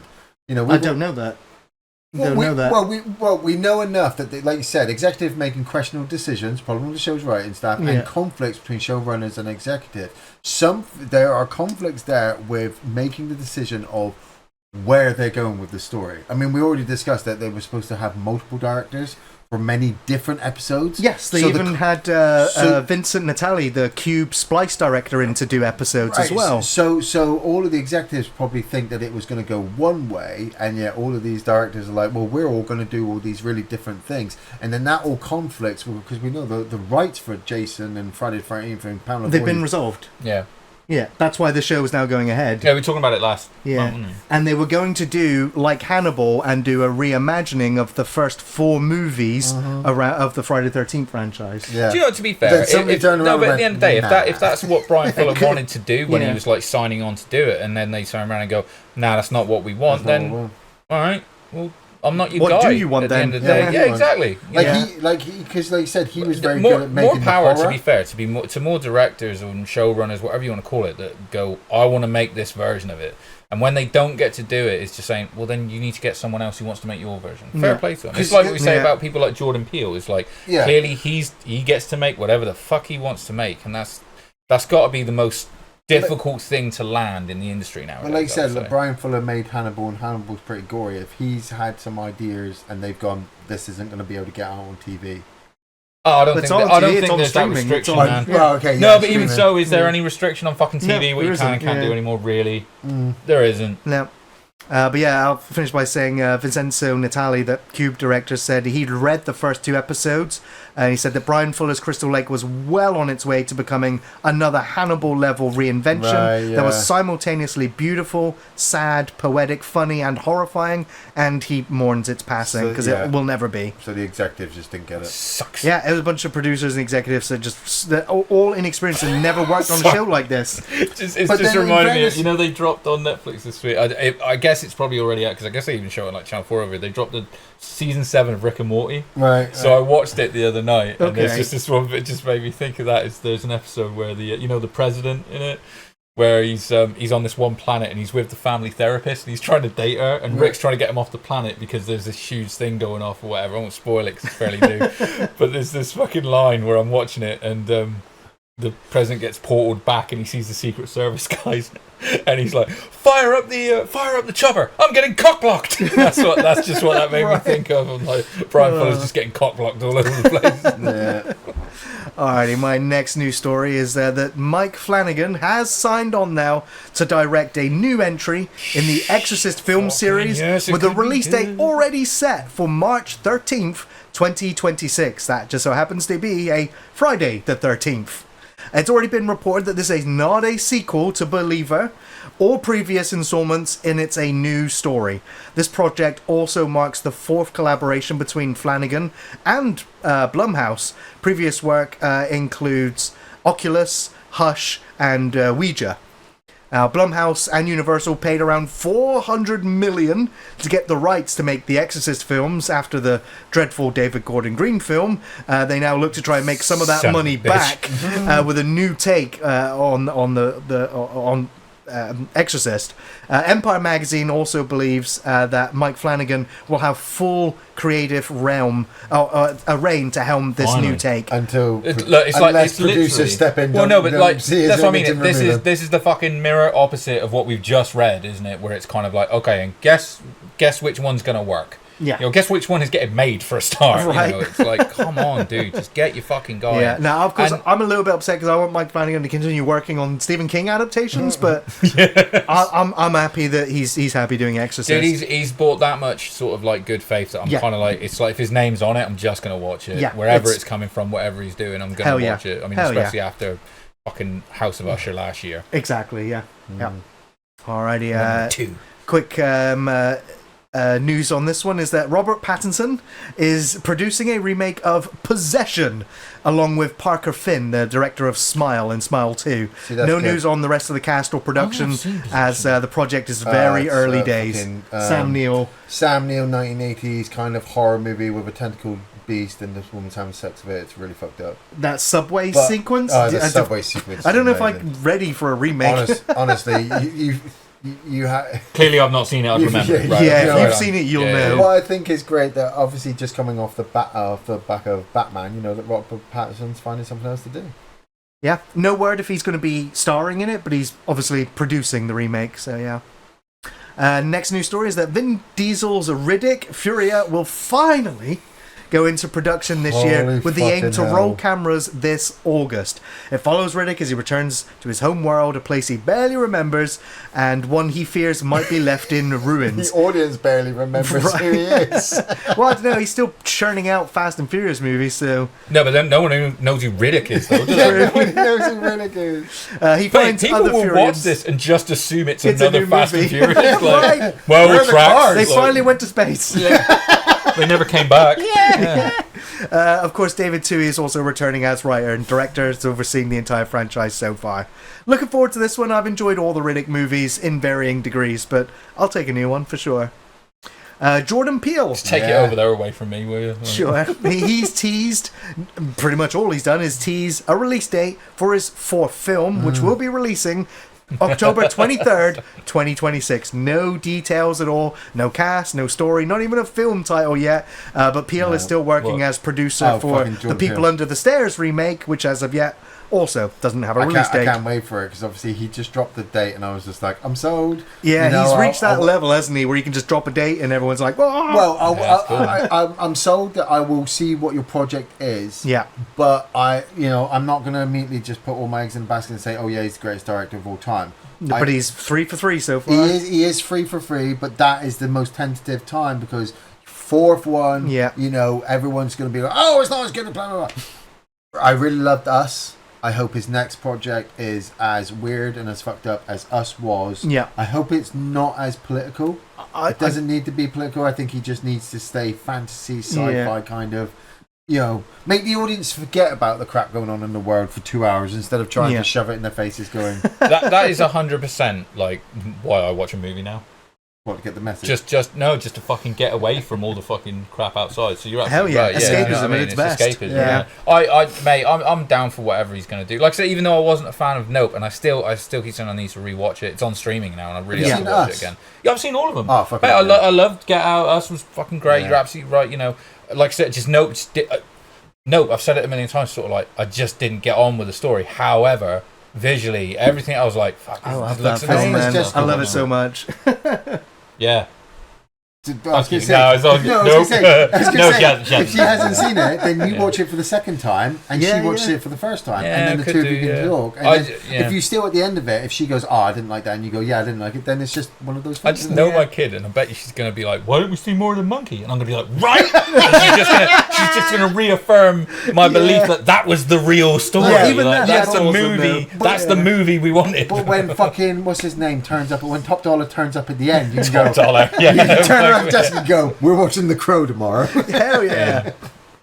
Okay, Sony Pictures, so your favourite studio, Ian, are moving forward with an Uncharted 2. Did they not watch the first one? or something? I guess not. I mean, they re-released Morbius when they thought it was popular. So yeah, I don't think they know what's right. But no returning cast news or story, just confirmation that Sony is making it, along with a Legend of Zelda movie with Wes Bell directing. That was the guy who did the Maze Runner films and the last Kingdom of the Planet of the Apes film. So Right on. yeah, yeah. who I knows? would just, if you're going to do Legend of Zelda, just do like fucking Mario, make it animated like that. Yeah, Yeah. Just do that. yeah. Yeah. I mean, of course, it's set a benchmark now how Yeah. to do it. So yeah. That Mario movie is what Mario games will look like in a couple of years. Right. Like, just fucking do that. Next news story is there's an all-new Ghostbusters animated Oh. series coming soon to fucking Netflix. jizz everywhere. This was announced a few years ago after the Ectoplasm. release of Ghostbusters Afterlife as part of the multimedia deal with the franchise. More films, more games, more TV shows. Now, the animated outing is being produced by Jason Reitman and Gil Keenan, but no word on the casting or characters or even the location of this show yet. All that they have said is that it's going to navigate an unexplored era and decade of the Ghostbusters canon. Yeah, when Egon met that woman and had Here sex it with her and comes. had a Here fucking it child fucking and she comes. fucking grew up. That's going to be the fucking decade. The mystery will finally have revealed God, I is hope who it the is. fucking I hope mother it is was. so bad. And then- Yeah. Do you know what Yeah. I want though? You say about the whole thing is like, come on, where's my new third or first person Ghostbusters game? Come on, take my money. Yeah, yeah. Take my Yeah. fucking money. Well- It's right up there with my Arkham Asylum style Teenage Ninja Mutant Turtles Ronin game. Yeah. Take my fucking money already. Like, fuck. Yeah. But anyway, Keenan followed that up by saying it's going to be a great time to be a Ghostbuster. So Sweet. I'm hopeful because, you know, the real Ghostbusters is, I still think, the greatest cartoon ever made. So They got a lot to live up to. Saw 11 will be releasing next October in 2025 and will be an angry film with something to say, As opposed according to, all those to chilled Marcus films that they Dunstan. released. We're writing Saw 11 right now, and Kevin Grutart is returning to direct. It's going to be an angry film. They're writing it right now. I can't fucking believe we've got to do 11 of these fucking films. He said that that's one where it's got something new to say, and it's angry. No word yet on where in the timeline it's going to take place or which characters will be involved, but expect Tobin Bell, though. With a backwards cap. Look how much younger I look right now. If I took this, It's going to be Tobin Bell, the teenage years. Yeah, if I took this hat off, I'd look 57. Because that's when he's most angry at his parents. Yeah. He's put his parents in a trap. Saw 11, the angst. Yeah. Yeah, it's like, it turns out the reason he punishes these people is he didn't get that Xbox at Christmas. That's it, yeah. And it's just Tobin Bell, but as like An a kid. 11-year-old kid. Dad! He's got his emo fringe. It's still played by Tobin Bell, de-aged. He's going to turn the entire school into a saw trap against his class. Fucking hell. Yeah. Alrighty, now this is a new story that I thought it would be a short one, but the more I went into it, the longer the story got. Yeah, remember, I want to be home by Sunday. I do apologise. Well, I mean, I knew we weren't having a middle podcast, so I was like, I'll just double the length of the news segment this week. But I do want to talk about Dog Soldiers and the sequel that is still not happening. Now, recently Neil What a Marshall, kick in the dick. Yeah, he sat down with Inverse and he stated that the film is in limbo due to a rights issue. So here we go with a quick history lesson. Basically, American Kismet Entertainment Group and Victor Films, along with several other production companies that made Dog Soldiers in 2001, before its 2002 release date, sold the UK rights to Pathé Distribution after a bidding war. Yeah. Since the release of the film, many attempts to make a sequel have been cancelled or just gone silent. Back in 2004, Dog Soldiers Fresh Meat was announced by producer David E. Allen. The film that never got made was to be directed by Andy Armstrong and written by Eric Miller. Then, nothing for a year until it was announced that Andy Armstrong was out and that Michael J. Bassett was set to direct. A year later, and Bassett had walked from the project, and then in 2006, Rob Green stepped in to direct. Years later, still nothing. Then in 2011, the same producer, David E. Allen, tried to launch a web series called Dog Soldiers Legacy, while also confirming that Fresh Meat was still happening. Then, 3 years later, in 2014, posters for the sequel were released online, and still after all that time, there's still no film. Yeah. Interestingly, in all of this, original writer-director Neil Marshall hasn't been approached by the rights holders to make his, version of the sequel. Which now brings us to now, where Neil Marshall stated, I have a feeling it's probably dead in the water because things have gone very quiet on the other side. I'm not giving up hope, though. There's still a possibility. We've been trying to get it off the ground for the past 6 years. I've got the story hammered out, but I've not written the script yet because I want to know if we're actually making it or not first. It's a good idea. And I know Kevin McKidd, who played Cooper, is on board to return. But everything's gone very quiet and we don't know why. By the time they make it, he's going to come back as a fucking sergeant major or something. He's going to be fucking retired from the military by the time he comes back. He said, we'll see. He said, I can't live my life waiting to see if it does happen. And even if it does happen, it happens. It's going to be a very double-edged sword, though, because that the fans want it and I'd love to give it to them. But if I screw it up, they're not going to thank me. The most important thing in making sure that it lives up to the first one, and that's the hardest part. 100%. The new concept for the story is fresh, and it also acknowledges that 20 more years have passed, and the story is set in a confined setting, but a bigger one than the first film.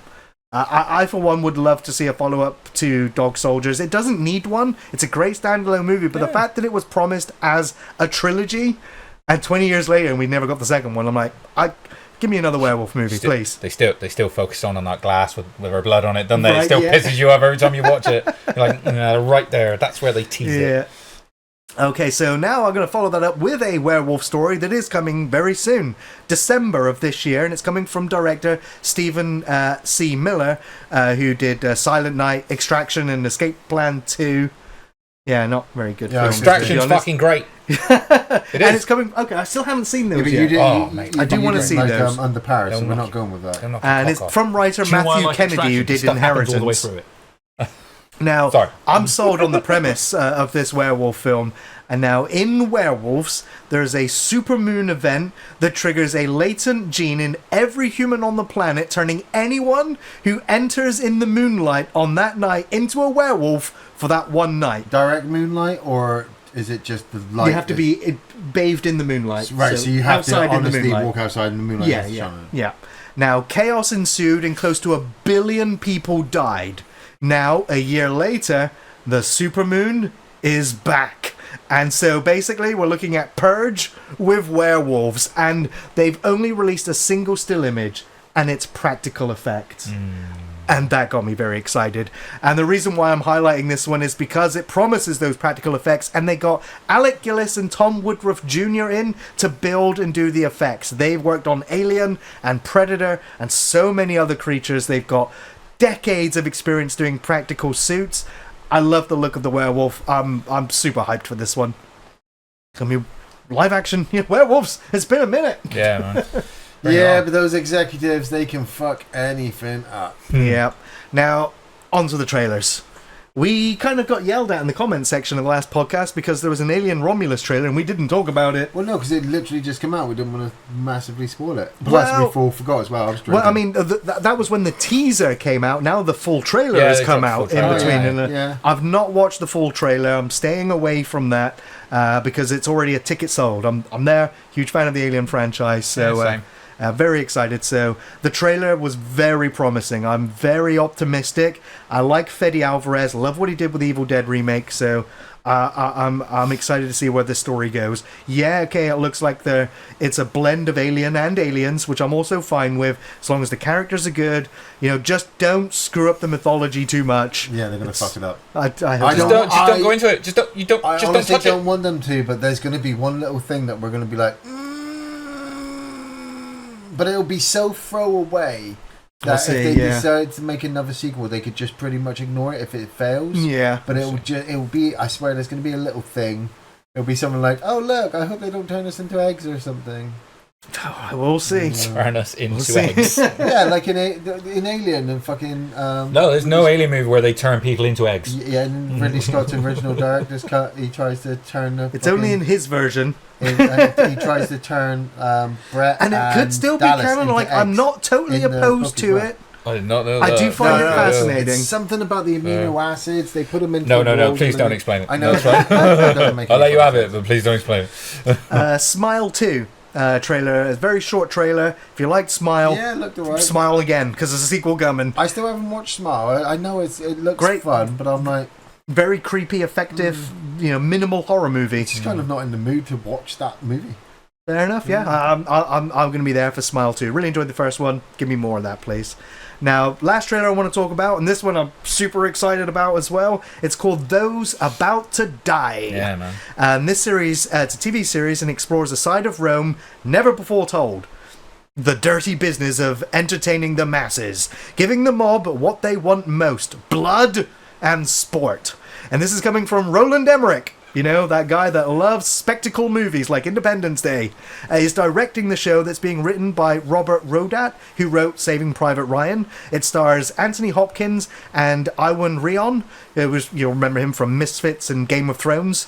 And this is basically Spartacus, but with like the Gladiator kind of budget and not the 300 style approach. If So you see, I follow Martin Ford on Instagram, and Yeah. he's playing one of the gladiators in it, and it looks fucking great. the dude. trailer gave me goosebumps with how excited I was. I was like, I can't wait. Like, I need some more gladiatorial arena. I know we've still got the Spartacus Asher show in early development right now, but this one's coming out much sooner, and I'm really excited to see this one. Alrighty, well, that's going to bring us to the end of this part of the podcast. We're going to take a very small break, but when we come back, we'll be answering your questions. Don't go anywhere. Yes. And welcome back to the second part of the podcast where we are going to be answering your questions. But before we get into that, just want to very quickly say for all of you wonderful people listening that Ian and I are heavily working on film reviews as we do every week. Massively. But starting from today, we recorded this morning as well, we are prepping for Halloween, as we always have to give ourselves a huge run up to October, because we... in that October month, we have 10 video reviews that we want to upload and share with you all to help celebrate Halloween like we do each year. We're doing things very different this year. We're not doing an anthology or a series of a franchise. Ian and I have both chosen a horror film from each decade, from the 80s up until now, that it's not on the Patreon list, and it's something that we've just wanted to do for the longest time. But that's the plan. So we are working on that right now. So we are also having complications with YouTube. We currently have a strike. We do. Every video that I've uploaded in the last 2 weeks has also been flagged and is ready to receive a strike when I take it to this next stage before I can appeal it. So we're being hamstrung right now by YouTube in terms of uploading content. So it might get to a Thursday or two where we don't have anything to go up because we're being held up. That doesn't mean we've stopped making the videos. We're still working on it. We just got to wait for that system to catch up with those appeals, essentially. So I also just want to say as well that over the course of the next 6 to 10 weeks, podcasts are we're still hoping to do them, but they might be themeless, they might be shorter than normal. On top of that, my regular Mondays and Wednesday streams on Twitch are going to be massively interrupted as well, whilst the house is undergoing housework, whilst I prioritise getting all of the film reviews, the weekly ones and the Halloween ones, done and ready. So we're working very busy, but there might just be a couple of Thursdays without a video. So hang tight, hang with us. We'll make sure we get all that content up and ready for you guys, because we still love what we're doing and can't wait to share some of these film reviews with you guys. Yeah, totally. If it gets to a Thursday and you guys are like, oh, there's no film reviews this week, wait until next week. Give us a week. We just need to catch up. We just need to get past all the red tape and all that kind of stuff. Obviously, if you follow Gary on streaming, he'll probably keep you updated on there when and if obviously anything occurs. And then obviously on top of that, if you're not in the Discord, join the Discord, because then we will obviously have announcements in there where if Gary's not able to Twitch stream, or we're not putting podcast up that week, or if we're not doing a film review that week, we will keep everyone updated. And it's honestly just to get to fucking October. My holidays come up, I do more fucking work. So it's not that I'm venting, I'm just saying I'm working hard, so get off my back. That's really spiking. Well said. Thanks. Thanks. Recording spiking. Just had to put that out there. Oh dear. Alrighty, well, before we get into our questions, we do actually have, I guess, would you want a tribute to pay? Yes. Cassandra Ford has asked, "Hi guys, can I do a shout out to my father-in-law who just passed away? I just want to say how grateful I am to have been able to call him Dad. I'm thankful for all the times he was there to help us, especially when he looked after our little Benny. Nick and I will promise to keep his memories alive in our boys, for they will always love and miss their granddad. Fly high, soldier. You truly will be missed. Until I'm up there with you, Dad, rest in peace. Love you millions." Sorry for your loss, guys. Yeah, really sorry to hear that. It's always going to be a difficult time, an emotional time, and I'm just glad that that we're here to keep you entertained and distracted, and hopefully to get you to, I don't say bounce out of it, but just to be there, some comfort for you. I mean, having an attitude of like you've put there in your post about keeping his memory alive for your boys is literally the best thing you can do for him by the sound of it, especially since since by what you were saying, he was there to look after him. They were obviously a big part of his life, so that's where you'll always see him when you look at them, right? That's it. Granddad's obviously looking down, obviously loving. Yeah. So our deepest sympathies, and very well worded, Cassandra. It was really, really beautiful to read. Alrighty. Next question is from David Morris. What up, David? Evening, fellas. After seeing The Crow, the original, not the Twilight-inspired crap remake, deleted that question. and The Matrix, both at cinema recently, I'd forgotten how awesome the soundtracks are for both. Excluding Tarantino films, what are your favourite film soundtracks? Cheers, fellas, and fist bumps. all round. My immediate answer was The Crow. I was like, oh no, that's already said. Ironically, that is my top answer. Yeah, exactly. So for me, after that, it would be Blade Runner because I love the Vangelis soundtrack. I still have the like 4 CD pack with all of the unused material from that film. Stellar. I also like Drive, Donnie Darko, The Lost Boys, and Near Dark, and Trainspotting, and The Yellow Submarine. Nice. I would I got to throw out Peacemaker. Nice, yeah. Peacemaker had a banging soundtrack. I can't wait for the next one. Little Nicky's got a great soundtrack. Yeah, I wouldn't. I know, but the thing is, it's just a good like compilation album of a few like early 2000 bangers. Fucking So you know exactly, man. I love Almost Famous. That soundtrack is great and lives in my car. 8 Mile's got a great fucking soundtrack. Yeah. So just to clarify, we're talking like musical tracks, not the film score. Yeah, because I mean, like obviously, like Carpenter jumps in with score. Obviously, like anything by like Williams and everything. You know, like The Dark Knight and obviously everything like that. But yeah, soundtracks where it's an actual compilation of songs which is why The Crow wins. Yes, yeah. Man, anything by Kevin Smith, fucking Clerks, Mallrats. Oh, Queen of the Dam soundtrack. I listened to that so much. Linda, do you remember that came out at the same time as Resident Evil and you had dueling soundtracks because Marilyn Manson produced both. Resident Evil? No, Jonathan Davis I think did Queen of the Dam. Yeah, that's right. Because he's in the movie, isn't he? He's in the movie as well. Yeah. Linda was desperate to watch Queen of the Dam, so we actually bought it on DVD. And then I was listening. I was like, man, the soundtrack is like really good. Yeah. The film's still weak. The soundtrack's the best part of the fucking movie. It is. Yeah. Fucking the soundtrack to Oh Brother Where Art Thou. Yeah, I knew you were going to say that one. Love that fucking soundtrack. I fucking love it. Nice. You used to sing it all the time. You don't sing it as much anymore. I can sing it right now if you want me to. Rendition, please. He'll start singing that other song. Oh no! Go on, Ian. Hit us with it. No, I was going to do Soggy Bottom Boys, but Soggy Bottom Boys is easy. I met a man called Traveling Bob. He used to gamble and rob. He thought he was the greatest guy around. I heard around last Sunday that something. And now he's in the jailhouse downtown. He's in the jailhouse now. He's in the jailhouse. And then there's a bit during that song, John Turturro just goes full yodeling. Starts yodeling for it's amazing. I thought you was a toad. Do you know what's funny? Do you know what's got a funny film that's got a great soundtrack? Is that Walk Hard, the Dewey Cox story, which is that spoof that John C. Reilly did. You don't want none of this, Dewey Cox. Yeah. This is just marijuana. You don't want none of this. I don't want to get addicted. It's not habit forming. But the soundtrack's actually really funny. Cool. Cool. Great question, David. Next question is also from David. This is David Allen Evans. What up, David Allen Evans? Greetings, gents. Been recently rewatching the old TV program Nightmare. Nice. Remember it? Oh, yeah. Yeah. If so, which fictional characters would you have be your advisors as you get sent blind into the dungeon levels? I have my answers. I've chosen Andy Dufresne from Shawshank Redemption, come on.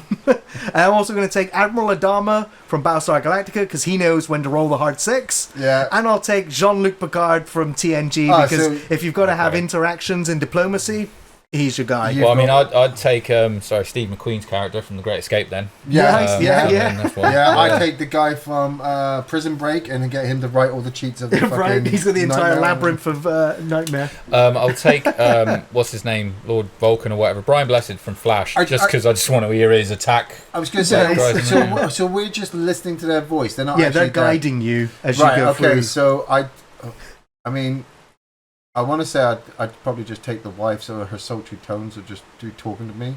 So while I'm just facing she's like, it's a spider. And I'm like, ASMR. Well, in that case, I'm going to take Laszlo, Matt Berry from What We Do in the Shadows. Yes, I'm in a room. What's that? It's a pleasure swing, you fucknut. You know, spider rocks up, and he's like, the most devious spider in all of New York City. All that shit. That would be class. I wouldn't stop laughing. That would exactly. I want Matt Berry now as well. Great answer. Well, somebody doesn't even speak English.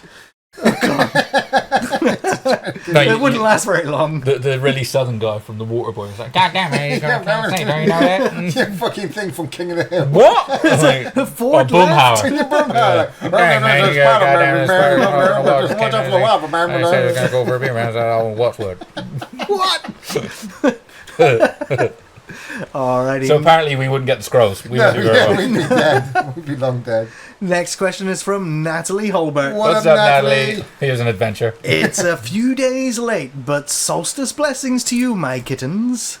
Apparently, it's the time of healing and cracking on with stuff that you started in the springtime. You ever noticed he puts on an accent? He does. I do. I don't know. It just happened. It's because of the questions. Doesn't it right? It just happened. I've never met He's got a Natalie in my crush- life, but he's got a crush on I her. hope you don't mind, Yeah. Natalie, but I favour your questions with an So it's like accent. every month she's like, I don't fucking sound like that. Like, You do in my head. So, what are your plans? They can be good or evil, but the powers that be will probably favour those who are not indulging in douchebaggery. Huge buggery. A bit dull, but I'm hoping my potato crop is epic. Handy weapons, but also a good in the curry. Over to you, gents. I'm changing my answer to the last question, so I want that voiced version of Natalie on my team for To guide you Nightmare. through class. Oh god, what have we There's got a to spider start? in the room. Yeah, we started we started a little bit of work in the fucking garden. It's always this time of year when the rain stops and it's like, oh, I got to do that in the garden, haven't we? So it's like we got like stairs on my decking have died and we've got to build new Redo stairs, them, which yeah, is like yeah, a yeah. fucking ball ache. So mostly gardening, mate. Yeah, That's it. Yeah. it's kind of That's the same fair, with yeah. us. We were looking into buying a power washer because our back garden, because we had all decking, but we'd ripped it up years ago because it had gotten all rotten and horrible. Dangerous as fuck. And then because we got a dog, whenever we let him out into the back garden and he was having a wee and stuff, I think with all the weather and stuff, algae and green crap was all just on the stones and it was starting to get slippery again. So the wife borrowed a power washer from a friend of ours and she was out in the back garden last weekend because I'm on holiday now from my weekend job, which is really nice, so we can do a bit more. And she had this power washer out. Never seen a woman so happy.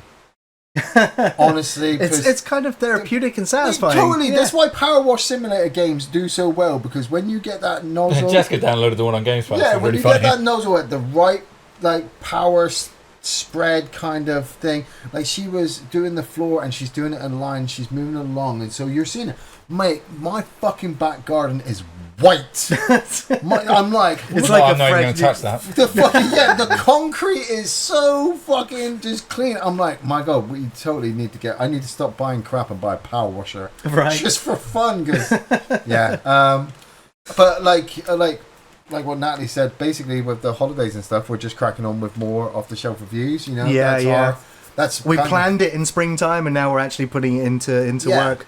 I mean, I'm always of the mindset of work first, play later. So I very rarely leave anything over a period of time. I'm like, is there a film that I didn't finish watching? Yeah. Is there a game I didn't finish playing? Because my work I tend to keep up to date. I suppose I still need to do some stream Twitch maintenance for my streams, but You always do. Need to do that. that's a forever You job. always need to do Yeah, that, yeah. But yeah, I struggle to have an answer. Of course, I mean, like the housework, there's a lot of house stuff being done, new bathrooms and kitchens and all sorts being planned and done. It's like the obstacle course getting up and down listen right to now. him. It's like he's grown up. Yeah, weird, right? But ain't on me, I just pay the rent, so we don't like it. Yeah. Well, I just pay rent as well, but I still got to do it. I just noticed in the chat as well. Yeah, Linda mentioned she wants to buy one of those egg hanging chairs, like the one from Emmanuel.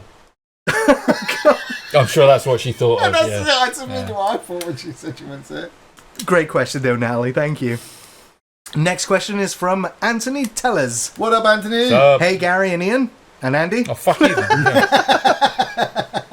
long time watcher, and Oh, shit off, why do you do this? And I've always wondered if you guys would ever tackle the Planet of the Apes franchise, whether it be the originals or the rebooted films, depending on your preferences, and if you enjoyed the films. Always wanted to do the Planet of the Apes franchise. I've actually really desperately wanted to start going back and revisit all the classics. As the first The one. 5 classics, isn't Yeah, the there? first Dude, one. Charlton they're Heston's all on amazing. Disney Plus, and I keep seeing the collection. Go like, I really need to pick some Yeah. time to just blitz But through. them. I absolutely love. Was it Return to the Planet of the Apes or Beyond. Beyond, Beneath. beneath Wait, the, yeah. Well, no, I love Beyond, which is the one where they come back in time. Yeah. Absolutely love that one. It was the first one I ever watched. I thought it was just such a great twist, such a great story.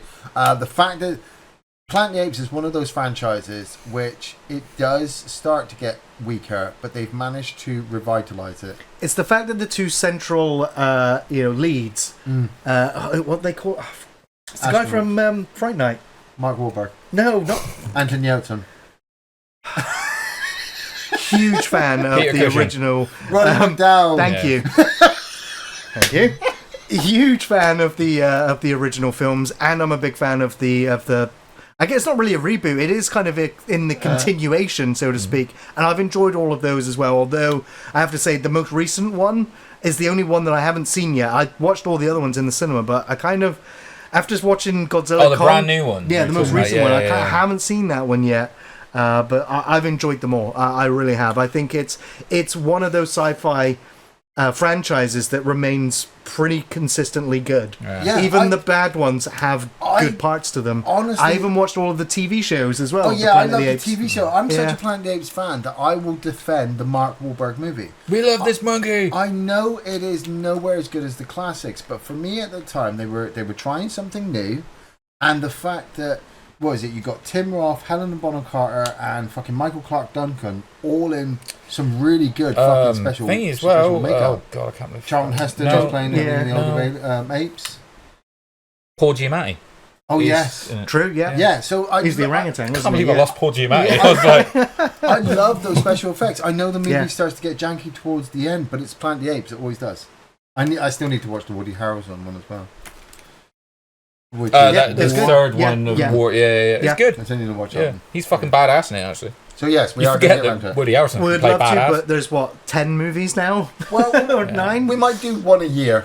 Yeah, I'd definitely love to do them. Big fan of that franchise. I think it's fantastic. So yeah, it's just one of those, like, I think it would be a bit much to just start and go through all of the series. Be too much. We would just be doing apes for fucking ages. Yeah. Great question though. Thank you. Spaceballs. Yeah. Oh shit! There goes the planet. Next question is from Rich Morton. What up, Rich? Is there an unpopular or partially successful movie you feel might have benefited from a part 2? Something that might be that movie's Godfather Part 2, or at least fleshed out its concepts. My immediate answers are District 9. Mm-hmm. Like, they're still talking about the sequel, whether it happens or not. Serenity. Like, I don't think we're ever going to get a continuation of Serenity, especially after all the things that have happened with Mr. Whedon. But I'd love a part 2. Dread. I'd love a follow-up. I'd love a Hellboy 3. Finish that trilogy. You know? Yeah. I still want an Edge of Tomorrow Part 2. Doesn't need one, but I want one.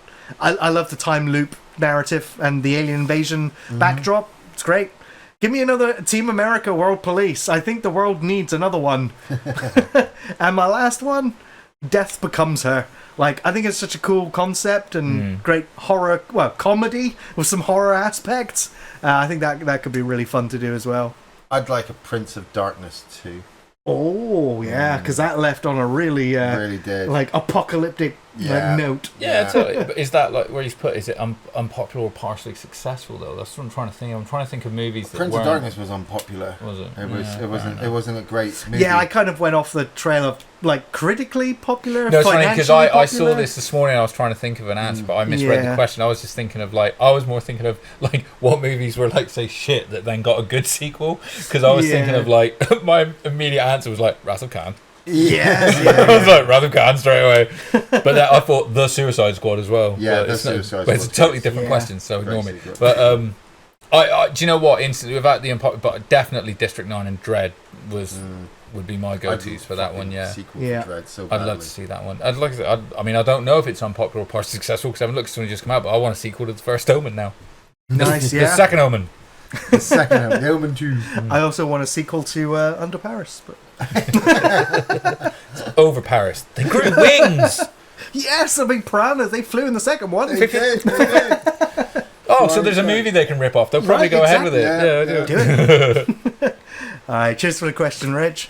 Next question is from Josh Del Monte. What up, Josh? With quite a few of the blockbuster films like Furiosa, for example, which are failing at the box office, is it a sign that cinema is dying? Or that most or a lot of people are just getting bored by these types of films? I think you might have just answered your own question there, but actually, it's a combination of a lot of things. And I was thinking this recently. So I really wanted to go see Furiosa in the cinema. Yeah. Because I'd never seen any of the Mad Max movies on the big screen, and then I got the chance to sit down and watch Mad Max 2 on the big screen, and I was like, man, that's fucking epic. I don't need to go see Furiosa now. I can just wait for it to come out. And I think, like, we've been saying that cinema's been dying for a long time, and I think it is. Well, I can say, like, we had 2 cinemas in our town, and Yeah. one of them's closed. We're Yeah. a city. You can say Yeah, city. city. It's Yeah, okay. sorry. My words were fumbled. But I was also thinking, like, in America, it's much, much worse. Yeah, well, there are yeah. cinemas closing everywhere, and people are saying they have to drive like 50 miles. They have to go across state lines You know to get the to. other Which thing means is, they like, can't afford especially to make the trip. for like, you know, the States as well. But the thing that we don't really talk about, especially in this country, is there is a cost of living crisis. Yeah, Yeah. that's the And remember thing. some people it's not so bad. For some people it's really, really bad. It's really bad, And yeah. the reason that most films make a lot of money is it's not just like, oh, you go and watch it. It's you go and watch it with your spouse, maybe a kid or two, Yeah, 2. and there's 4 tickets bought. There's multiple tickets bought for a viewing. Yeah. And when you've got a pile, yourself, your spouse, your kid in the car, that's petrol, that's parking. That's Yeah. like, I mean, don't get me wrong. The food like, at cinemas isn't cheap. I do fine, and cinema's not like, when I've only got to pay £5-6 a ticket, it doesn't bother me to that. But yeah, when I've then got to pay more for the popcorn and the soda and that, it can become an expensive trip out for a lot of people that right now it's not affordable. And personally, coming from my experience as well, sometimes you pay for your ticket to go there to enjoy the film, and you don't enjoy the experience because of the people that sometimes are turned up. They might be too happy, they're too excited. They might The cinemas are mostly empty right now. Like, which people are you talking about? But mate, I don't go anymore. I've already told you multiple times. Told you multiple times. It's so about busy my there, no one experiences. goes anymore. It's like, Yeah, I told you multiple times. My experiences there where I cannot handle people in the cinema anymore because they are not. I get it, yeah. They are not listening to the person on the big screen telling them to put their phones away and sit quietly and just enjoy the experience. A lot of times people just go, "Oh, we're going to go to the cinema to get out." I They don't think care that what's on. They don't even know what the film is. there is a point Sometimes, to that. without being funny. hold on as well. Sometimes they'll go, "This new film's in the cinema. Everybody's talking about it. I have no idea about this franchise or any of the actors or the director. I'm going to go to the movie. I'm going to sit down. I'm going to watch it. I didn't enjoy that, and the first thing I'm going to do before I even leave the fucking screening is go on my phone, go on social media, and badmouth this movie, telling people not to come and watch this movie because I didn't get it." Now, come on, dude. The first thing you're going to do is throw that remaining popcorn all over the floor. Oh yeah. You're going to throw. I think, don't get me wrong, as much as I've said to people, I don't quite agree with the idea of sort of like, you just don't go because of, most people don't go because they don't like the way other people behave Sorry, in everyone, cinema. for knocking the microphone Sorry, but I think there is a point that I do agree with within that, which is there's also still that people are like, I don't like to be around people. Yeah, because you don't know. Some people Since are fucking COVID. assholes. No. Not just I'm COVID. saying I'm just saying I don't particularly agree with that point, but I'm saying that within that point, I do think that there are some people that just don't want to be around a lot of people. But Yeah, like I said, I think it's underplayed how much it's like. Mate, just I get worried. there's a cost to doing it, and you've got to pick what you can do now. I get worried sometimes. You know? You're going to go to a film. You look at all those people that went and watched The Dark Knight many years ago. I was just about to and say, that in the asshole- States, there's a different worry. Yeah, no, Yeah, that yeah, asshole's yeah. a runner. Mate, it's not just happening in the States. It's happening all over the world. Some people are just like, I don't like these things. I'm going to buy a ticket, go to the cinema, pull out a knife, and just start attacking people. I do not want to be sitting in the cinema watching a shitty film and get killed watching a shitty film. I'm like, Well, fuck better that than a film you're really into. No, I'm just. I want to see the end. I'm just gonna wait home. It's really shit. You might be like, thank you. When the cinema gives me something that I cannot live without, then that's what I have to. That's what I'm gonna go see. Deadpool and Wolverine. Yeah. No. Actually, because I can watch Deadpool and Wolverine at home anytime. Watching The Thing on the big screen. That was it for me. I saw it on the big screen. It was the greatest experience of my life. I was so happy I saw it on the big screen. Sorry, I was so Linda. happy. I'm so happy. Yeah, sorry, Linda. I love the Wi-Fi. And I was so glad that View gave it to me. It wasn't too loud. It wasn't too over the top. The people in the audience were great. I'm good. I don't need to keep going to the Yeah. cinema every month to keep them in business. So your answer is completed it, mate. It's like, why don't you come back to cinema? Done it. Right. Done it. I'm good. But yeah, I think cinema is dying, but then, I was surprised to see that the latest Bad Boys movie did the numbers it did. The latest Pixar movie has done tremendously well. And I imagine, Deadpool Wolverine's going to do very well as well. So I think, some movies people are bored of, they're not interested in. They might see it as being another message movie, a political agenda movie, and be like, Message. not interested. Or they might just not be bothered for that film at that point in time. Or they might be like, it'll be on streaming next week. Yeah. You know? Yeah. That's it. Furiosa's out in like 2 weeks. I think. Yeah. I heard it's on streaming. I'm like, why are you making this big deal that I got to go to cinema when you're just going to put it on streaming 2 weeks I later? like I'm that cinemas are surprised still how many around. new films I actually I watch because still I love rent the it on cinema. Amazon Prime. Yeah. Or people who have those magical fire sticks that they don't need Yeah, to there go is to the that, cinema. yeah. Yeah, There is that, yeah. I'm personally still going to need and want a cinema until I have, a holodeck or a TV screen that fills the entire wall with a sound system that won't piss off the neighbours. Otherwise, I still want my cinemas. Then you want my job because I got a free cinema. That's true, yeah, but I actually like going to the cinema in a crowd of people because I love the energy of the reaction do you know to what? a film. When it's good, I mean, I some of my favourite times in cinema was like when fucking Captain America picks up that hammer and the whole crowd goes, no, like that energy, that shit excitement like that. is Oh my god, palpable. it's It's amazing. great, It's like anything. Like if you go to see, you go to see a band live and everyone's like when you're all involved in a song and stuff like that. I know, but you're dead inside. You got this thing. It's like for the rest of us that go out to places. You have no soul. It's fine. It's fine. But I got money in my pocket because I don't waste it on shit. I ain't considering paying to the cinema wasteful. Not me. No. I love my hot dogs. Yeah. Cheers for the question, Don't even keep him Josh. alive. It's the only thing in your life is that big sausage going down his throat. Next question is from George Smith. What's up, George? If you were transported to Middle Earth and had to spend a week with a certain race of beings, which one would you choose? Surely we're all going to say the same. Elves? Hobbits. Yeah, hobbits, man. Elves are boring. Man, you ain't going to be able to pull an elven bird. Don't even think about it. But what you can do is eat a shit ton of cheese with the hobbits. Yeah, and You got a smoke week. some old Toby. You got a week. And drink some beer. So you guys are still the same size and shape that you are now. Yeah. And so at any point while you're eating your cheese and having your drinks, Oh, duck, I don't care. You just This is why we learn, mate. This is why we do squats. Not a problem. Right, you're not thinking where I'm going with this. You look up, there's a girl just as pretty as Rosie, Sam's wife, and she's like giving you the eye, and you're thinking, Perfect height. Yeah. And you're how tall are you? 6'2". And how tall is a hobbit? I don't fucking care. I'm eating this cheese. What's the difference between a prostitute and a so child listen. again? So the point is, no, but this is the funny thing is, I said I want to go there and spend a week eating bread and cheese, and you're like, oh, go to Riverdale, fuck. Like, it's basically what you said. Have you not seen Galadriel? Yeah. Right? Dude, I'm 42, I'm married, I get all the sex I want, but, like, she don't always make me a sandwich. Yeah, but- So, like, I'm going to get some fucking food. Mate, Like, Galadriel probably knows some shit. No offense, but I don't care what people say about the Hobbit. Fucking, was it Eva Evangeline is the fucking elven girl? The wood elf? Oh my god. Oh my god.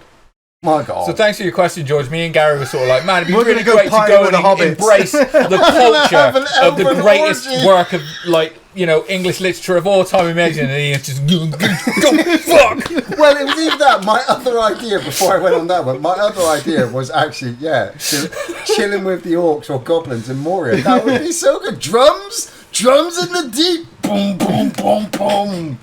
Sitting around eating cheese is boring as fuck. Let's fucking mind Goes go. into the mines, and you're like, you know what happens if you go too fucking deep, boys? Like, They're like, what? He goes, Ian pushes back.